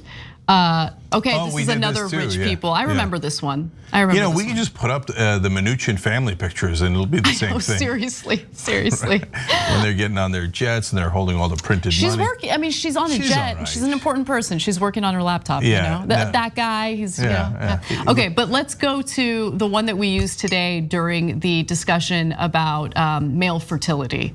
Because we're talking about low sperm counts. We got to make sure that the audience is able to visualize what we're discussing here, okay? So here's some fun footage of sperm. There's one entering an egg. Well, good, I mean, he made it. That's the winner right there. Dude, that's humans. Like really, like soak that in for a second. Those are humans. Or potential humans. Yeah. We were all that at some point. It's so crazy. It's so crazy, man. That made us. That right there. Something like that happened inside your mom, and then you came out. Isn't that amazing? Look, don't get me started, Anna. You'll regret it on how humans are animals. Yeah, no, I totally already regret it. Let's move on. Because I think about it all the time. No, and then this is the what in the world is this for? It's the MVP. This is the MVP of TYT B-roll. Okay. But what story do we have the occasion to use this for? When we're having discussions about unidentified flying objects. Okay, yeah, that's fair. Yeah. And unidentified fly dancers. My favorite is the guy on the right. Oh my God. Oh, the gender reveal. Yes, I remember now. No. This is hilarious. It creeps me out. This one's not okay. Yeah, it does. But why? Why? No, there's something queasy about it. It's true. It's so weird. All right, of these 3 B-rolls, where would you rather be? At the gender reveal party, the alien dance-off, or the private jet, but with douches? Obviously, the alien dance-off. Yeah. Private jets don't interest me at all. And obviously I wouldn't want to have a conversation with that guy. But yes, I'm into it. The alien on the right-hand side, furthest to the right, he's my favorite. He's got the best dance moves. Look at him. Yeah, slow roll it. Get it, slow roll it. It's so good. It's my favorite one. Yeah. Well, I was thinking the private jet, and I know the douches, right? But no, duh, of course you got to talk to the aliens. Yeah. Yeah, not only are they good dancers, but I'd want to know, hey, what's up? Yeah. What brings you here? Yeah, exactly. And how do you get to heaven? All right, we only have 9 minutes left. So let's talk about the final topic, which I told you to write down because metabolism. Metabolism, yes. I'm going to use it as an opportunity to go back to how humans are animals. Go. Okay. Now that I'm in my 30s, right? Was that what your birthday was? You finally hit the big 3-0? Yeah, I just turned 30. No, I turned 35. But I didn't really start noticing the difference in my metabolism until maybe 6 months ago. Yeah. But it goes even further than my I don't know if my metabolism has slowed down. I'm sure it has, because as you get older, that's just what happens, right? But no, I've noticed something else. I used to think when people would say, food is fuel and you should eat high protein, high fiber to keep you full throughout the day, I'd be like, you guys are full of shit. I could eat whatever I want, and not whatever I want, but calories are calories. So if I decide to have a cupcake in the morning for breakfast, I'll be fine. It's the same as eating 2 eggs. No, for the first time, I'm now experiencing what they're talking about when they say that. So If I have something that I shouldn't have for breakfast, like a cupcake, which by the way, like TYT bought me cupcakes for my birthday. So like I had a cupcake this morning for breakfast. What are you gonna do? Force your hand. Within 30 minutes, guys, I'm freaking starving. Like my stomach's growling and it's like, feed me, feed me. Whereas if I wake up and I don't have breakfast at all, I'm cool until like lunch, maybe up until 1 in the morning, 1 o'clock, not 1 in the morning, 1 o'clock. Yeah. It's so crazy. Like if I eat a sugary thing, immediately, almost immediately, I'll be hungry again. Yeah. Whereas if I eat nothing, I'm okay. If I eat something that's like full of fiber or like eggs, protein-rich foods, then yeah, that'll keep me full too. But like I hate that. Why can't I have, why? Why can't all calories be the same? Why? Why have you done this to us, God? Our metabolism actually takes our freedom away. It does. I'm very anti-metabolism, which I kind of am. Okay, no, seriously. First of all, I share your previous indifference to, like I couldn't notice if I ate something sugary or didn't eat something sugary in the morning before. And I still like don't, I get, we were talking about this during the break. That's why she said, remind me to talk about it. I don't, and this might be surprising to some of you. I think I've talked about it before. I actually don't eat a lot. I eat terrible food, but I don't eat very much of it. I have the disastrous midnight snacks, etc. And so this is gonna relate to a lot of things, but like, so the other day I was at a restaurant and I was gonna order pancakes because the lemon pancakes looked delish, right? And I'm like, can I get less? Like, what do you normally do? They're like 4 pancakes, and they're always gigantic, right? Mm-hmm. I'm like, no. It's inconceivable that I would eat 4 pancakes. And I'm like, can you do 2? She's like, if you want, we could do 1. I was like, bingo, there you go. 1 would be great, okay? Mm-hmm. And I had the 1, I was stuffed, right? I just had 5 wings for lunch, stuffed. And so now, so just the 1 pancake will do, but it's a big pancake and stuff. But if I eat cereal in the morning, it doesn't do it. I'll get hungry, really hungry 2 hours later. So yeah. And cereal used to be totally fine when I was younger, right? I never thought about it, etc. But so and the pancake's so doughy that's probably what weighs you down. But if you just have like light sugary stuff, it really doesn't do anything for you. And Anna's right, it might be counterproductive. The thing that's really counterproductive is Diet Coke, and so it makes you hungrier. And so that's why I stopped drinking Diet Coke a long time ago. Yeah, there were some studies indicating that the artificial sweetener in diet soft drinks, aspartame, actually ends up making you hungrier.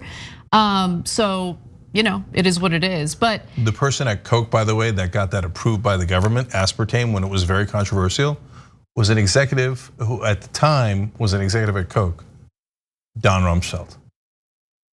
Isn't that amazing? Okay. When you know anything about Don Rumsfeld, no, not amazing.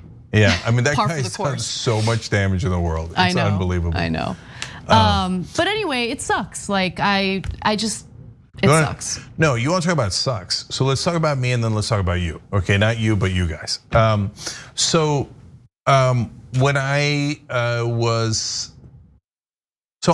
I was a kid, I always had a little bit of a gut, and we always thought I was fat, right? I look back at those pictures, I'm like, oh, what I would do to go back to that weight. Oh, I look, compared to this, amazing, right? As much as I could, right? But I look so skinny compared to obviously now and later in life, right? And then I started gaining weight a little bit in college. Then I gained a lot of weight in law school, and I got up to like around 250. And then I started working out because I would play basketball, but I never worked out on a regular basis, right? And so I decided I'm gonna lose weight. And I started running and working out on a regular basis, and I lost 60 pounds. Okay, and I controlled my eating too, right? And so I got down to 190, and from 25 to about 31. I was gold, and that's when I'm, in Miami. I'm having the time of my life in New York, all these places, dating lots of folks, etc. Things are going well, and then I got this strange disease called pemphigus vulgaris, and it was really advanced before doctors found out what it was. So I had to take tons of steroids, and so bad. I got the moon face. I got all the different side effects of it, and And then I gained a lot of weight at that point, right? And I shot up to like 260 or something, right? From like 195 to 260. Whoa. Yes, it's devastating, right? And then afterwards, I just couldn't lose it. I remember how much I used to eat in Miami. I used to have garlic bread with cheese, salami, and onions, this giant fucking thing, and this crumb cake from Starbucks and stuff. And so, and I did with a Coke, etc. And no, I was 195. Right now, I worked out all the time, etc. But that's where I was. And now, if I eat half of that, nope, I can't lose weight. I can't, and so and it's yes, I'm sure that what you went through with that condition contributed to your situation, but also it just sucks. Like when you get older, like things just slow down. I hate it. Like why? Why does that have to happen? Yeah, and by the way, I don't know that it's the steroids. And a lot of doctors say, no, steroids don't have that side effect. Maybe that's true, but I don't believe in doctors, okay? I'm a Republican. No, seriously, I don't know if it was that triggered something or it didn't, or I just got older, right? But that's not, and none of that is the point of the story. The point of the story is sometimes you catch a bad break. That's called life, brothers and sisters. So now that's a significantly bad break I caught, or maybe it was always gonna happen because I was gonna get older, right? And so what I try to teach my kids and what I want to talk to you guys about is, okay, and then what, right? So some folks say, oh, metabolism is bullshit. And they're always skinny people, right? And they're like, oh, just shut your mouth and then you'll be fine. Okay, that's infuriating, don't say that, okay? But on the other hand, it doesn't matter if your metabolism is good or bad. It is what it is, that's the body you have. You just have to make the best of it. Let me just say, the most annoying phrase, like the phrase that makes me roll my eyes harder than any other phrase is, abs are made in the kitchen. Like if you're the kind of person who says that, shut the fuck up. I hate that statement so, and by the way, I get it, it's true. You're not gonna, if you're eating like crap, you're not gonna exercise your way into looking like a freaking model, right? But just stop saying that. Like that line is really annoying. Yeah, and for me, abs are not made at all. Same, yeah. So, but anyways, look, last thoughts on it is, one, if someone has a different metabolism than you, have a little empathy, it's okay, right? But if you have bad metabolism or for whatever reason you're in a situation like I am today, for example, do the best you can, right? And so it doesn't mean like when in 2014, I had more time and I would work out for nearly an hour a day and at least 5 days a week. And it also helped me to control my eating because it suppressed my appetite, right? And I got to work weights, and when you work weights, that actually helps with your metabolism. It does, yep. Right? So I got all the way down to 220. So it is possible. It's not pleasant, right?